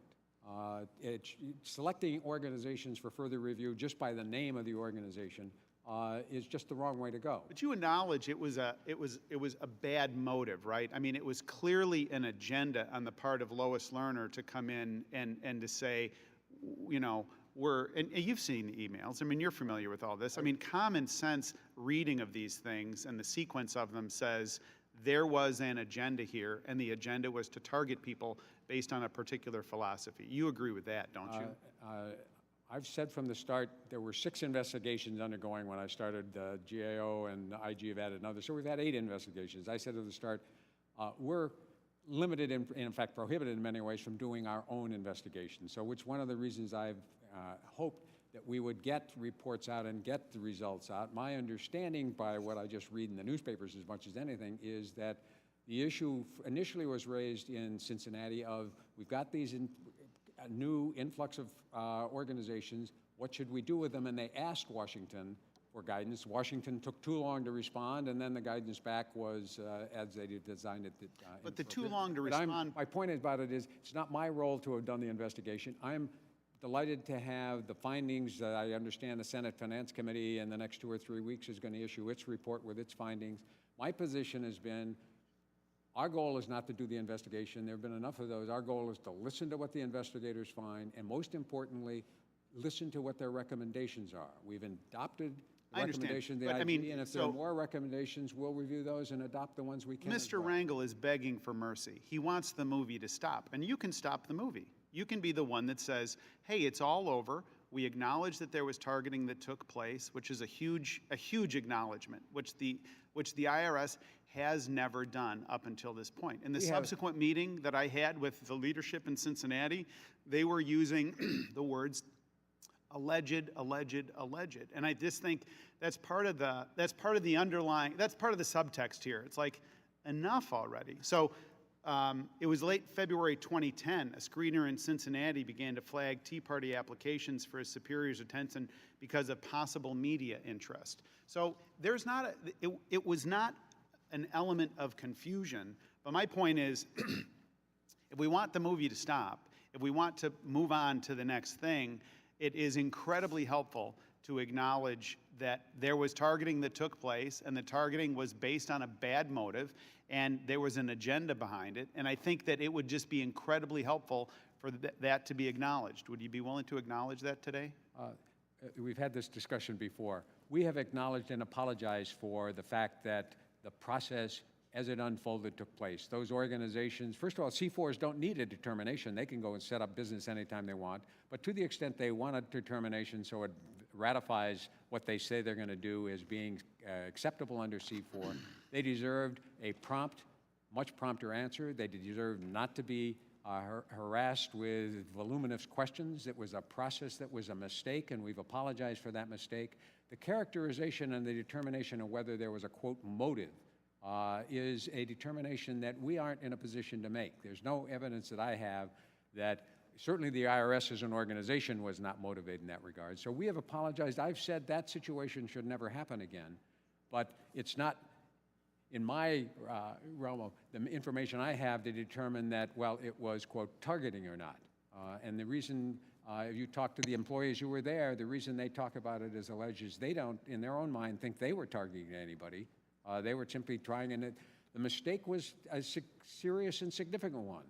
Organizations should not be selected by the nature of their name, the nature of their political views, the nature of the activities they want to be going. We have 1.5 million tax-exempt organizations. They are, as Congressman Lewis said, providing significant public support and activities across a wide range of activities. There are issue advocacy groups out there advocating on positions for and against all sorts of issues and Commissioner, political issues. We when it- shouldn't be involved in that determination. When it comes down to it, though, I guess the part, and let me just make one other point, and then I've got some other questions. But I think the part, the disconnect is you're basically saying, look, someone was treated poorly and a process was bad.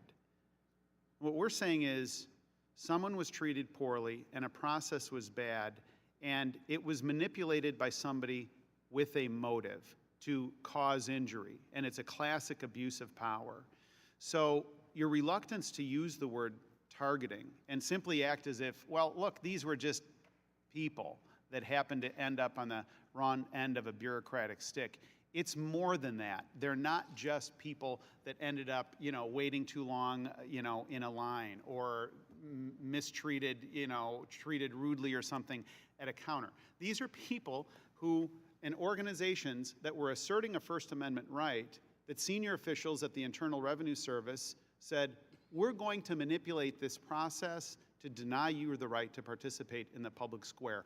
And that's the scandal of it. And to Mr. Rangel's point, the reason he's begging for mercy is because he says, when is enough enough? He's asking the same question. And what I'm suggesting is, you're the key to being enough enough. I would disagree. The key to that is there were 6 investigations investigating just that point. And those investigations have spent a numerable amount of time. We spent $20 million giving people information about it. We expect the Finance Committee indicated it's going to be bipartisan. They will issue a report and they will make a determination about that based on a review of 1,500,000 pages of documents that I have not reviewed. It's not my position to preempt them as to whether this was targeting or not, whether it was manipulation, whether it was politically motivated or not. We will hear from people writing those reports. The Permanent Subcommittee on Investigation issued its report last year, not a bipartisan report, in which the majority said they did not find that there was targeting and it was politically motivated. The minority said they thought it was. We'll see what the Finance Committee does. I have always felt it's not my role to preempt those investigations and conclude one way or the other. What we can conclude is that the process itself, however it was started, was a bad process. It shouldn't have happened. People should not have been treated that way. People should be treated fairly, no matter who they are. We are committed to that. We have apologized to the extent that people were not treated that way. Whatever the motivation was, we're committed that it won't happen again. Let's move on. Just a couple other questions. This is on the idea of this being a hypothetical risk. So let me pose a hypothetical situation. Let's say that the person who is the gatekeeper at the IRS who reviews complaints, for example, about faith-based organizations, is pro-life and opposes groups that support abortion. If that person at the IRS wanted to make it more difficult for pro-choice groups, couldn't the employee recommend that those groups be audited? Any single employee cannot, as you know, and the processes in GAO by themselves recommend an audit. To the extent that and if they're going to recommend an audit, someone in the classifiers or in our process of where are the issues, they have to justify and document why they're recommending that audit. And any high-profile issue where it's an issue of advocacy of one kind or another, that would go, by definition, to a 3-party review group that itself would make a determination whether there's a course and a reason for an exam and a basis for that. Okay, let's break that down. So based on your response, the first thing is they would be able to make a recommendation for an audit to the audit committee. So my original question, and it goes back to the that answer is a would be, hypothetical. They could do that. the answer would be, the GAO talked to over 40 people and found all of them committed to fairness in the process. So none of those people would fit that hypothetical. well, look, if you're being interviewed by the GAO, of course you're going to say, I'm committed to fairness in the process. So my original question was, could that person make a referral to the audit committee? And the answer is yes. An individual could make a referral across the board with a memorandum and a justification as why there's an audit issue. So to follow up on Mr. Meehan's inquiry, though, on the documentation side, up until now, with not enough documentation, they can just they could make a referral under current practice. They could not write down why they've made that referral, and then it is before the audit committee. Is that right? The audit committee, and the audit committee gets a full file, as the GAO said, and the fact that there is a summary or not a summary would be noted, and it would be up to the three-party independent group randomly selected now to determine whether there's a basis for an audit. And so just so we're clear, this obviously cuts both ways. So if you were somebody that was had a liberal agenda and you're the gatekeeper, you would have the ability to have an influence if somebody has an issue as it relates to gas tax or climate change or this or that. That gatekeeper that is determinative for the audit committee, that's a key person, isn't that right? That's a classifier. I know on high profile is one that makes classifies the things and refers them for audit selection. All right. I just want to pop up this learner email just very quickly. So if we can put that back up, where Lois Lerner says, I think I need to think about whether to open an exam. I think, yes, let me cogitate on it a bit. I mean, any fair reading of that is that that's an attempt to come in over the top and influence the process. There's no way in the process she could open an exam. There's no way in the process today anyone by themselves can, in that situation, open an exam. But her state of mind, obviously, was that she thought she could. That could be, but anyway, the process is that a single individual could not, particularly in a high-profile case, open an exam. Let me just turn your attention then to one other subject briefly, and that is the hearing that we had on civil forfeiture. You recall that we, as a subcommittee, were like-minded, and it was you testified about the IRS's activity in the past as it relates to civil forfeitures from seizing of assets from businesses that didn't have an underlying illegal activity. We heard from other than the structuring itself. Other than the structuring, which itself is illegal. Yep. So what I thought I said was underlying, but I take your correction. One of the witnesses was Randy Sowers, and he's currently petitioning the government to return $29,500 he forfeited to the government in order to get the IRS out of his life. And I wanted to call it to your attention because the Department of Treasury has discretion to return those funds. And I just want to communicate that it's my hope and my expectation that Treasury returns those funds that the IRS seized, and also any funds connected to cases that are similarly situated that we had discussed. I would just make a technical point that when cases in seizure are, the seizure goes through the courts. Once they're in the courts, it's a Department of Justice decision, not an IRS or Treasury decision. So in cases recently where there's been publicity about refunds being made, those are determinations made by the Department of Justice, not the IRS. I take your point. Would you be willing to the extent that you've got the ability to support the petition for the release of those funds?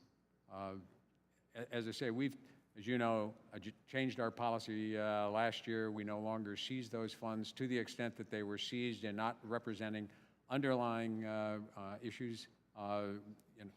We think that if we wouldn't seize them now, that we don't see any reason you wouldn't return those funds. So moving forward, would you be willing to communicate to the Secretary of the Treasury that you're like-minded on that and you would support the return Again, of it's those not the funds? Secretary of Treasury who controls this. It's the Department of Justice and the prosecutors who determine what's to be done in those cases. Doesn't Treasury, I mean, this is a technical point, doesn't Treasury have control over them? You're saying it's DOJ? No, DOJ, once it goes into the court system, it's a DOJ, the U.S. attorneys and the people prosecuting that case negotiate with the defendants and make those decisions. Okay. Would you be willing to support or reach out to the Attorney General on that basis?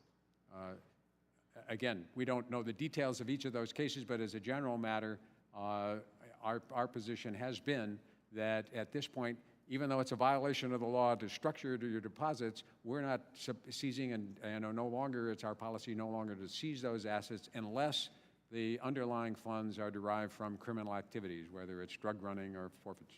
Understand. Thank you both for your testimony and your time today. Appreciate it. Thank you, and thank member of the committee. Let's invite up our next witnesses.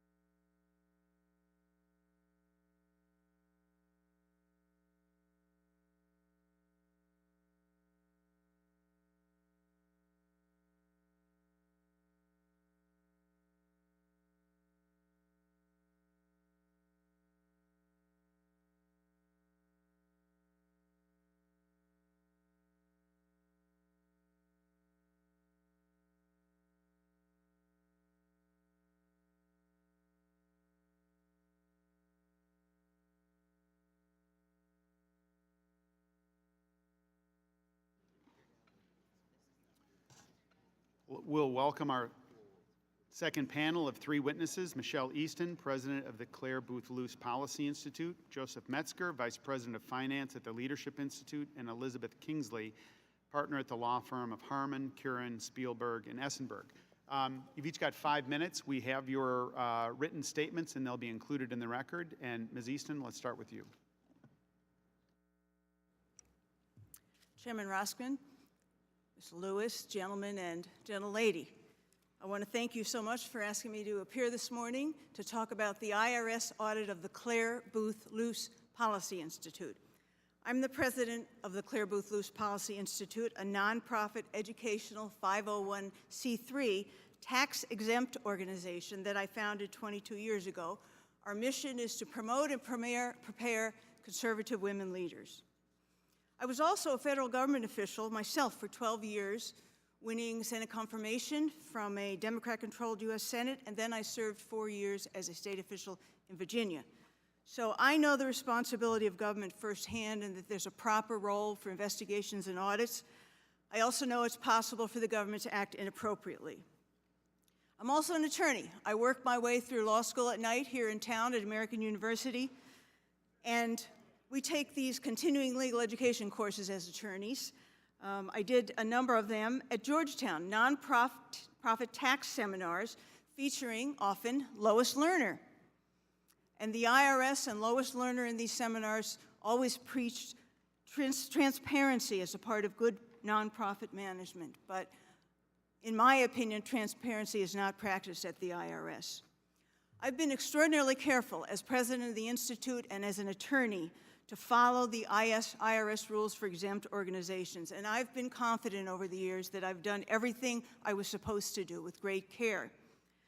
But in January 2011, Happy New Year, I got a call from the IRS saying that we had been selected for an audit. And of course, I asked right away, well, why? Can you tell me why, or how did this happen? No, that's private, she said. Now, 2008 was the year they selected for the audit of the Institute. It was a year where, after many years of working in the tax exempt, doing nothing political, we had a candidate for vice president who I admired tremendously. So I worked closely with our corporate counsel. I followed all the rules. I resigned as president. I went off the payroll. I had nothing to do with the Institute during the weeks I was working, volunteering to work for Sarah Palin for vice president. Every precaution was taken to protect the Institute while still allowing me to exercise my First Amendment rights to do something like this.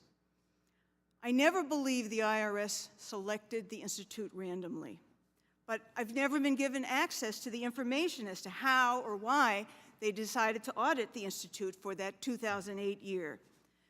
Neither the public nor the Congress is privy to all of Mrs. Lerner's emails, so we may never know what was said about the Claire Booth Luce Policy Institute. Well, the day the audit started, the two agents arrived at the headquarters, and they were polite. They sat me down, they interviewed me, they asked a series of probing questions like, what does the Claire Booth Luce Policy Institute do? Then they asked for a tour of the headquarters, and as they walked around my office, the gentleman agent looked into my office and saw a big picture of me and President Reagan, for whom I had the honor of working for 8 years, and his eyes widened and his jaw dropped in dismay. And I wondered, why would an IRS agent be so shocked and dismayed to see a picture of me and a president? We had 7 massive requests for documents, unbelievable stacks and stacks of paper and Xeroxing. And in the first request, they asked for all of our donors, all of our supporters at the Institute. I vigorously objected. We did object to releasing that information. Our donors are tremendous patriotic Americans, and I knew it was worth the effort to preserve their privacy. And we were especially glad afterwards that we did that and we won that point, because we know the IRS has leaked information about conservative organization donors, like the National Organization for Marriage, to left-wing advocates who then use it to write slash and burn articles about them. So there were 7 massive requests.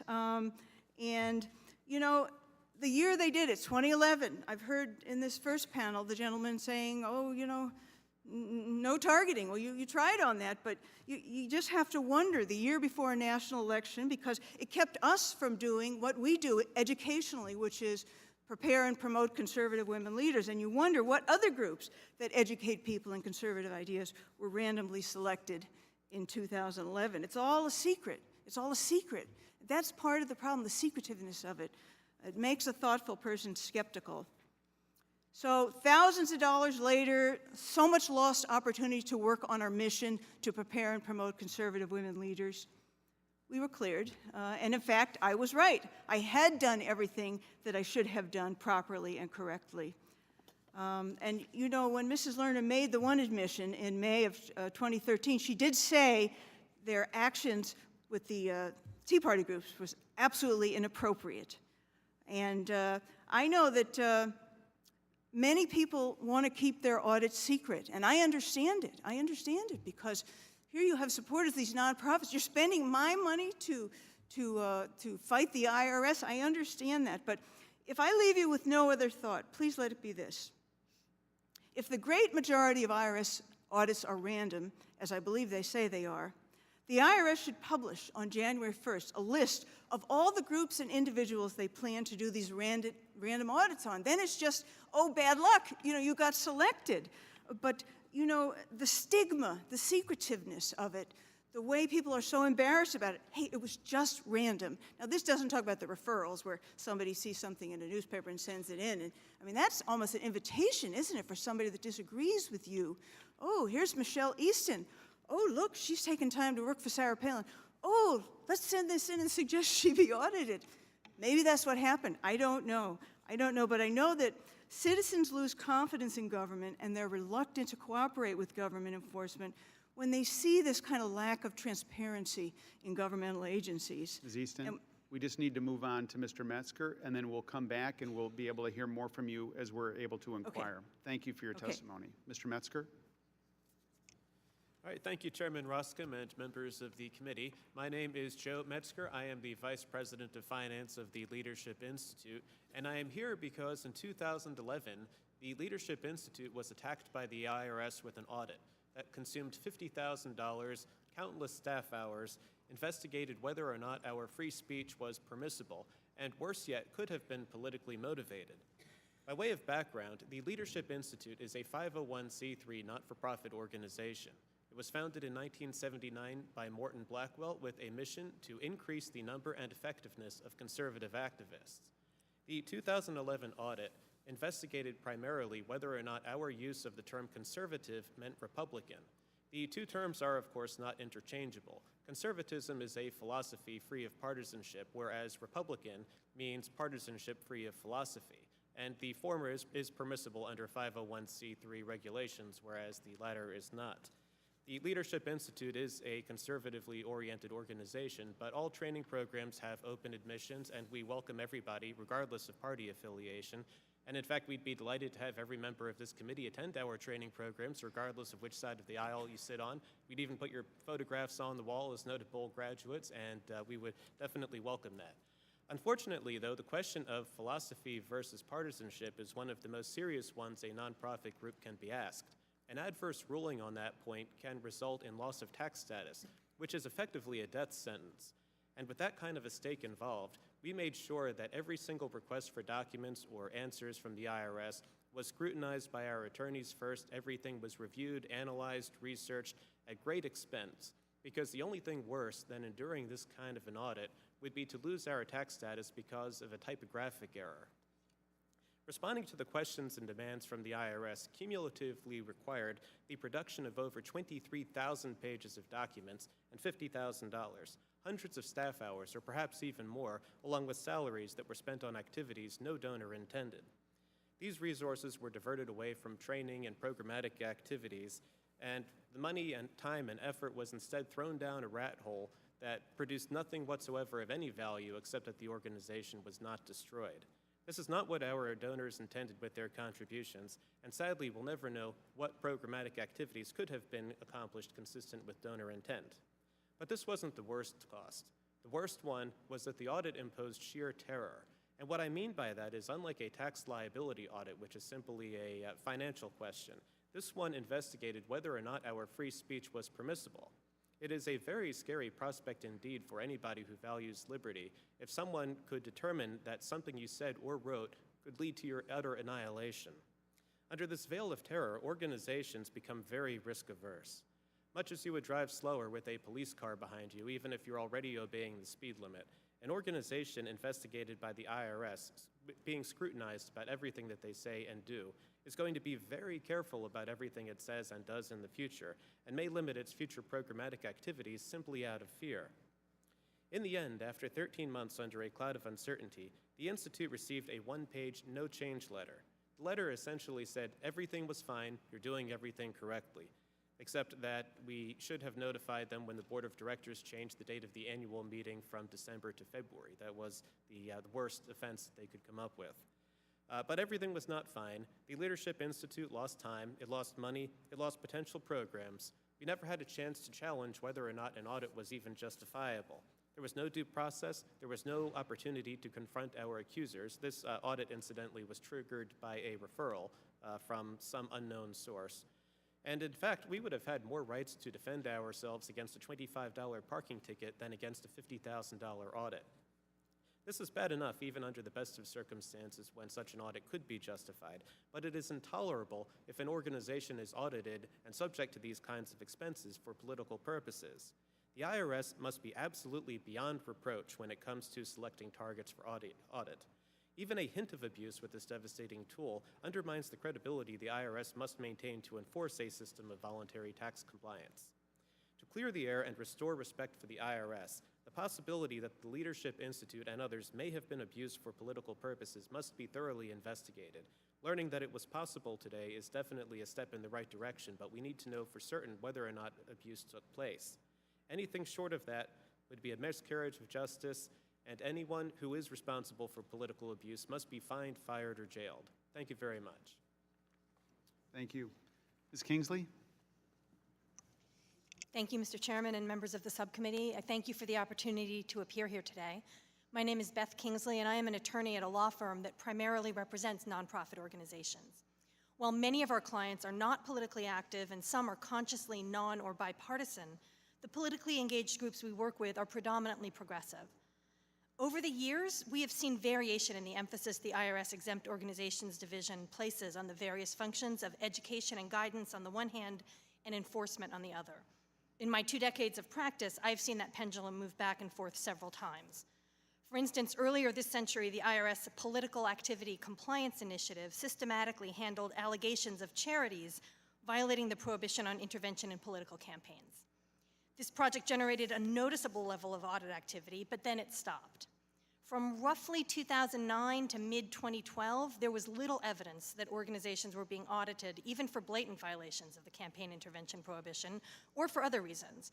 At meetings of the ABA tax section, colleagues would regularly ask the attendees whether anyone was handling audits regarding improper political activity, and for several years the answer was no. In late 2012 or early 2013, we started to see a change. At my firm, we've handled more audits in the past 5 years than in the preceding 15. Our colleagues at the ABA meetings have reported a similar increase in audit activity. In the past few years, our firm has seen at least 9 audits of organizations that would be considered progressive. These have included both 501c3 and C4 groups, ranging from very small to mid-sized. The groups selected for audit have included those that lobby, some that advocate for or against political candidates, some that support civic engagement and leadership development at the grassroots level, and others that conduct data-intensive research on technical policy issues. Some audits have grown out of complaints from ideological opponents, and some have just been selected randomly. I'd like to illustrate how this process can play out by telling you about the experience of my client, Project Vote. Project Vote's mission is to build an electorate that accurately represents the diversity of this nation's citizenry and to ensure that every eligible citizen can register, vote, and cast a ballot that counts. Although Project Vote's activities are scrupulously nonpartisan because it seeks to engage historically disenfranchised populations in our nation's civic life, it is often considered politically progressive. In April 2012, Project Vote received notice that the IRS was going to audit it for the year 2010. We learned that the basis for the audit was not random, but that it was triggered by a complaint filed by a disgruntled former employee. The first set of documents requests in this audit ran to 6 pages and generated over 1 gigabyte of data. That's more than 3,000 pages. This was followed in August 2012 by another request for 8 different types of information.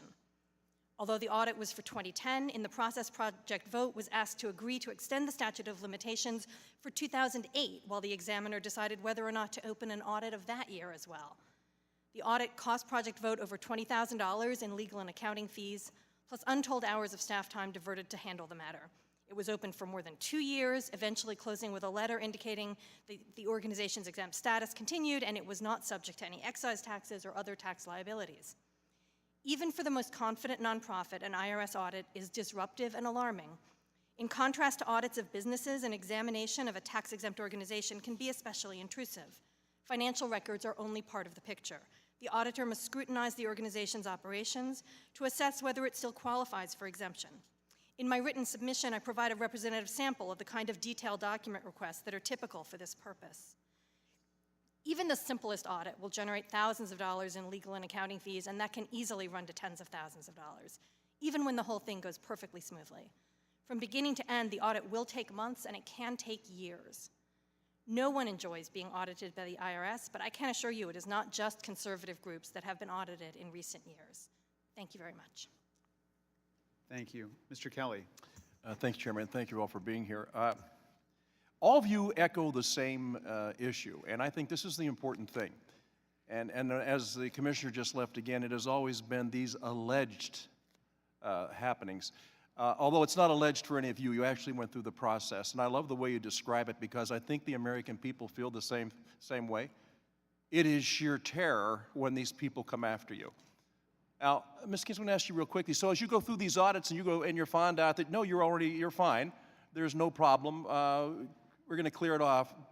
Do the people that have to go through all these hours of agony and spend thousands and thousands of dollars ever get reimbursed for those costs if they're found not to be guilty? Ms. Kingsley, you were, because you've handled some of these. No, I mean, certainly not the routine costs of an audit, no more than any taxpayer. You know, if I get audited individually, I'm probably going to pay my accountant to help me out on that, and the IRS doesn't reimburse those costs.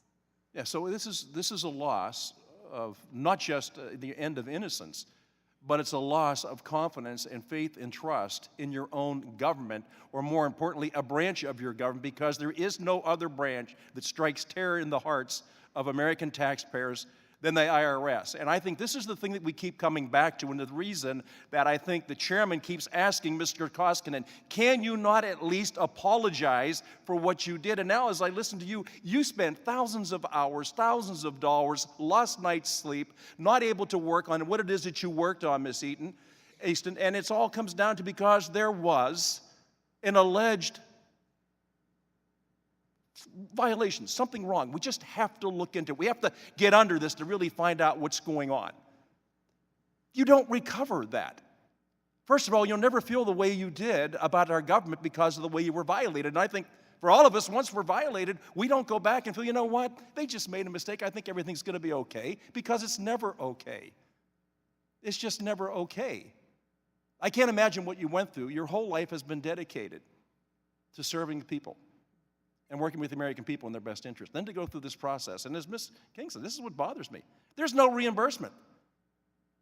This is a type of lotto that you don't want to win.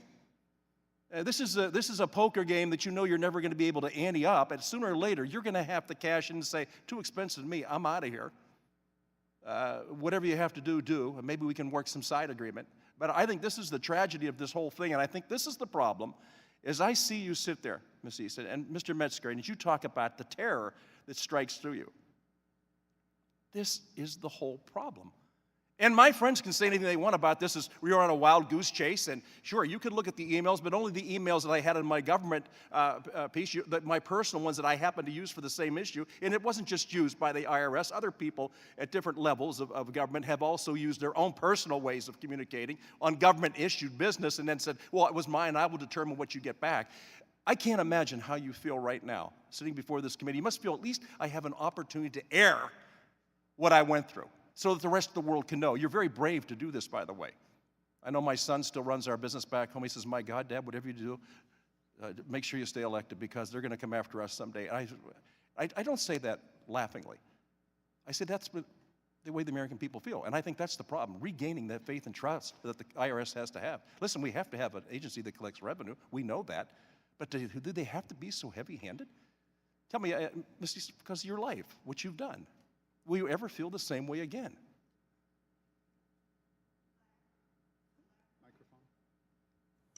You don't trust them. You don't trust them, and when they won't give you any details about it, and why did this happen, and how, it's the lack of transparency that makes you very, very uncomfortable with it. And no, your life is never the same. And even coming here to speak to you, you think, well, what happens next? Well, that's what we're here for. And I'm talking about both members, on both sides of the aisle. We work for the American people. We're never supposed to work for our government. Our government's supposed to work for us. Mr. Metzger, I really, as I listened to you, I read your testimony, and then as I watched you go through it, again, these are things that will keep you up for years to come. And every time you do something in the future, you're still going to have this haunting memory of how you were targeted and looked at. And nobody can tell you why. You don't know who your accuser is. You don't know why it is. And they said it was just random. It wasn't just random. The Leadership Institute, in fact, filed a Freedom of Information Act request with the IRS to try to find out what those referrals were. And the documents they produced were substantially just things that we gave them, and they gave us copies back saying this is what's in our file. There was no evidence whatsoever of what the initial referral was that triggered things. And that leaves all sorts of questions out there about exactly what it was that we did wrong or who it was that complained that triggered this in the first place. Yeah, and I think, Ms. Kingsley, maybe you'd agree that it's the ambiguity of all this that makes us wonder. Because you look at it, and then the consistent and constant. And as the chairman says, when's the movie going to end? When we finally find out who wrote the script and why they wrote it. That's when it ends, when we really find out what the plot was. And the fact that they keep saying, no, this is all a fiction, this isn't fiction. This is real life drama, and it's lived out in the hearts and souls of the American people when they get a letter or communication from the IRS. I do really what you say because I have been on the other side of it. Don't you wish you could be as careless as they are with the way they handle their operation? I guarantee you, your feet are held to the fire in everything. Theirs are not. They always say, hey, our bad. We'll try to improve. But I really thank you for being here, and thank you for standing up and speaking out and letting the rest of America know that you have a voice. Your voice will be heard, and this is the house for it to be heard, and this is truly the people's house. That's who we represent. Thank you. Mr. Doggett. Thank you, Mr. Chairman, and thanks to all of our witnesses for your testimony. Ms. Kingsley, I gather that the groups that you represent in the main would be viewed as progressive or liberal in their political viewpoint. That's correct, yes. Can you give us an example of some of those? I'm sorry, I didn't hear. What's an example of the type of groups that? Well, so some of them advocate for women's reproductive rights. Some of them are environmental organizations. It's just examples, yeah. As I read your testimony, you've seen a steady increase before all of this flap over the way Ms. Lerner, the misconduct associated with her and the investigation of it. You saw a steady increase in audits of your progressive groups before any of this ever happened. That's right. I think it started about mid-2012. We started seeing the beginning of the uptick. And you're active with an American Bar Association section of lawyers who represent people of all political points of view. And generally, what were the reports you were getting back about the audit activity in contrast with the way it occurred in prior years?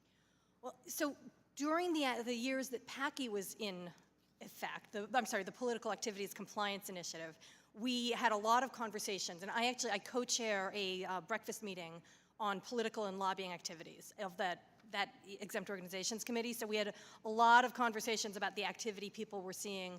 And then for several years, it just sort of faded away. We didn't see much coming out of the 2008 cycle. And up till about 2012, regularly, although the IRS the government speakers would announce at these events that they were auditing, we weren't seeing the evidence of it. And so I don't know what was happening, but we just weren't hearing from our colleagues in the field on both sides of the aisle until, again, late 2012, people started to say, yeah, I'm seeing some audits now. And from your work there as a member of that part of the bar, did you find evidence that these audits were directed more at one political point of view than another? No, we didn't. There's no evidence. I mean, nothing that we heard about or saw directly indicated that. And when one of these audits occur, as my colleague was just saying, it can be expensive, intensive, and a little bit scary for the client. As with any IRS audit, absolutely. Yes. There's no question. And I want to ask you also about your work on the Bright Lines project, because as I indicated in an earlier question, while it's important to protect the rights of each taxpayer, whether it's in this area or another, whether it's a person that shares my political point of view or another, it's also important to see that the IRS enforces the law. And I think we've seen a significant increase in the pollution of our political process with unlimited amounts of secret corporate money that are being poured through nonprofit organizations. Unfortunately, I read, for example, in the Times headline, IRS expected to stand aside as nonprofits increase role in 2016 race. So we're apparently, where there might have been thousands or millions of dollars in the past, going to see even more significant amounts of money poured through nonprofits. And if one side's doing it, perhaps the other side decides to do the same thing. Either way, I believe that it is a perversion of the nonprofit process to do this. Can you tell us a little about the Bright Lines project and anything that you see that can be done to get clearer lines, brighter lines on the misuse of nonprofit social welfare organizations for purely political purposes? Sure. The Bright Lines Project was an effort by, well, the drafting committee is a group of practitioners who do the kind of work I do representing nonprofits, and we felt a need for better guidance on what is political under the tax code for all organizations. In fact, not just C4s, but C3s in particular, for whom it can be a death sentence if they cross that line by mistake. And we rolled up our sleeves and came up with a proposal for what we thought was a clear, practical definition that could be implemented, that was modeled on the lobbying rules that are in effect for 501c3s that have been very effective and very livable. We don't, as a project, have a position on how much political activity a C4 should be allowed to engage in, either as a matter of the reading of current law or as a policy matter, because coming up with the definition of what the rule is was hard enough work for us as it was. But I think it's an important step toward getting fairness, because when there are uncertain rules, when it's all the facts and circumstances, that opens the gate for bias, for even unintentional bias. Where there is a clear rule that can be applied across the board, it's just much more likely to be a fair process. Thank you very much. Thank you, Mr. Chairman. Thank you. Mr. Metzger, in your testimony, I'm sorry, in your written testimony, you relay an experience of the pressure from the main office down to the agent that was interacting with you. Could you just give a minute to give some insight as to how that worked out? Do you follow my question? Yes, certainly, yes. The agent who was in charge of our audit was a very easy to work with, intelligent, and I think impartial, fair individual. She was the one sending us questions, reviewing documents, going over the sorts of information that she needed, and we went through several steps of document requests. At a certain point, she indicated that there would be additional document requests, and of course, considering how thorough and careful we need to be on each of those, every document request dramatically increases the cost of complying with the audit. Her supervisor and the IRS counsel were the ones, it turned out, who were putting pressure on her to send in those additional document requests. These are things that we know, both because she told that to our attorneys, and also because one thing we got from the Freedom of Information Act request was a case chronology that listed on there where the IRS counsel was preparing additional questions for her to send to us, again, which would create a dramatic compliance cost, very high, very time-consuming. The agent involved, though, demonstrated her impartiality and was very helpful in that she resisted the pressure from her supervisor and from the counsel to send those extra questions. She told them that additional requests would produce more of the same, which is to say more evidence that the Leadership Institute is in compliance with all tax laws, and there was no point in pursuing that further. So I applaud her efforts standing up to something that probably did not help her career, but which did definitely protect us as a taxpayer from further injury. Ms. Kingsley, your perspective really helps round out the picture. You know, Ms. Easton and Mr. Metzger are making a claim. It resonates with me that they were targeted based on a political philosophy. Your experience is different, though. You know, sort of, you wouldn't characterize targeting in your experience. You would say, though, a level of unfair scrutiny based on a false claim from a disgruntled employee. So, question for you. How did you come to know, or how did Project Vote come to know that it was a disgruntled employee? Did the IRS disclose that to you, or did you come to know it sort of intuitively? Right. My memory, my memory is that the IRS, and it's typically, it has been my experience that where there is a referral, a complaint, that's the basis, they tell us that. Just that it is a referral-based audit. And I believe that actually the fact that it was submitted had been publicized, and so we knew that. And it was also, some of the questions asked made it clear that the concerns were those that had been part of the complaint that was. Oh, I see. Yeah. So you're, I mean, just common sense told you that this, you knew the source of this, and it was an obvious thing.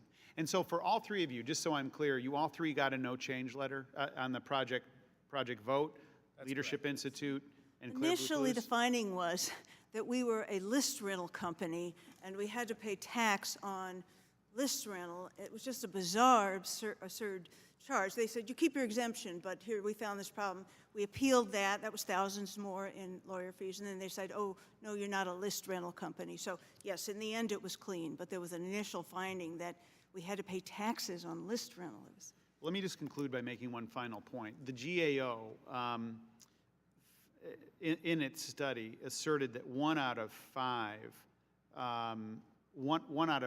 audits are the result prompted from somewhere else, from a referral, essentially outside, which is really a daunting thing if you think about the level of vulnerability and the level of exposure, the reputational risk, to your point earlier, Ms. Easton, and the chilling effect and the restraining influence that has. So we've had a wide-ranging discussion today, but it's been very much the caliber of the discussion and the insight that the committee is able to gain has been greatly enhanced by you three being willing to participate. And Ms. Easton, I sense that you are itching to say something. Yes. Is there no way that we can get a list of the C3s that were audited during these years in question? So it's not like, oh, trust us, you know, Lois wouldn't have done that. Can we not just look at a list? Can you not do that, even if we don't get to see So in it? answer to your question, it's an area of real consternation. And so there's, these things are shrouded in secrecy. And at one level, look, you want a level of confidentiality around this process, which makes sense inherently. Where this has become a bizarre catch-22, though, is that you're not able to know who it is who made the complaint against you. You're not able to know, you know what I mean? You are very, very isolated. And so there's an interest in trying to revisit some of these things.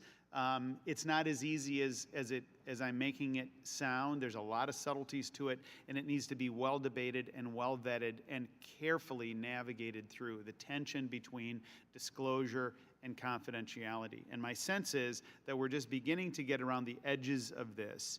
But the more I'm learning about this issue under the taxpayer protection confidentiality, the irony is that Section 6103 confidentiality doesn't only protect the taxpayer, it protects the bad actor at the IRS, which is so twisted and so messed up. I think Charlie Rangel should write that script. And with that, we will conclude our time today, and I thank you very much.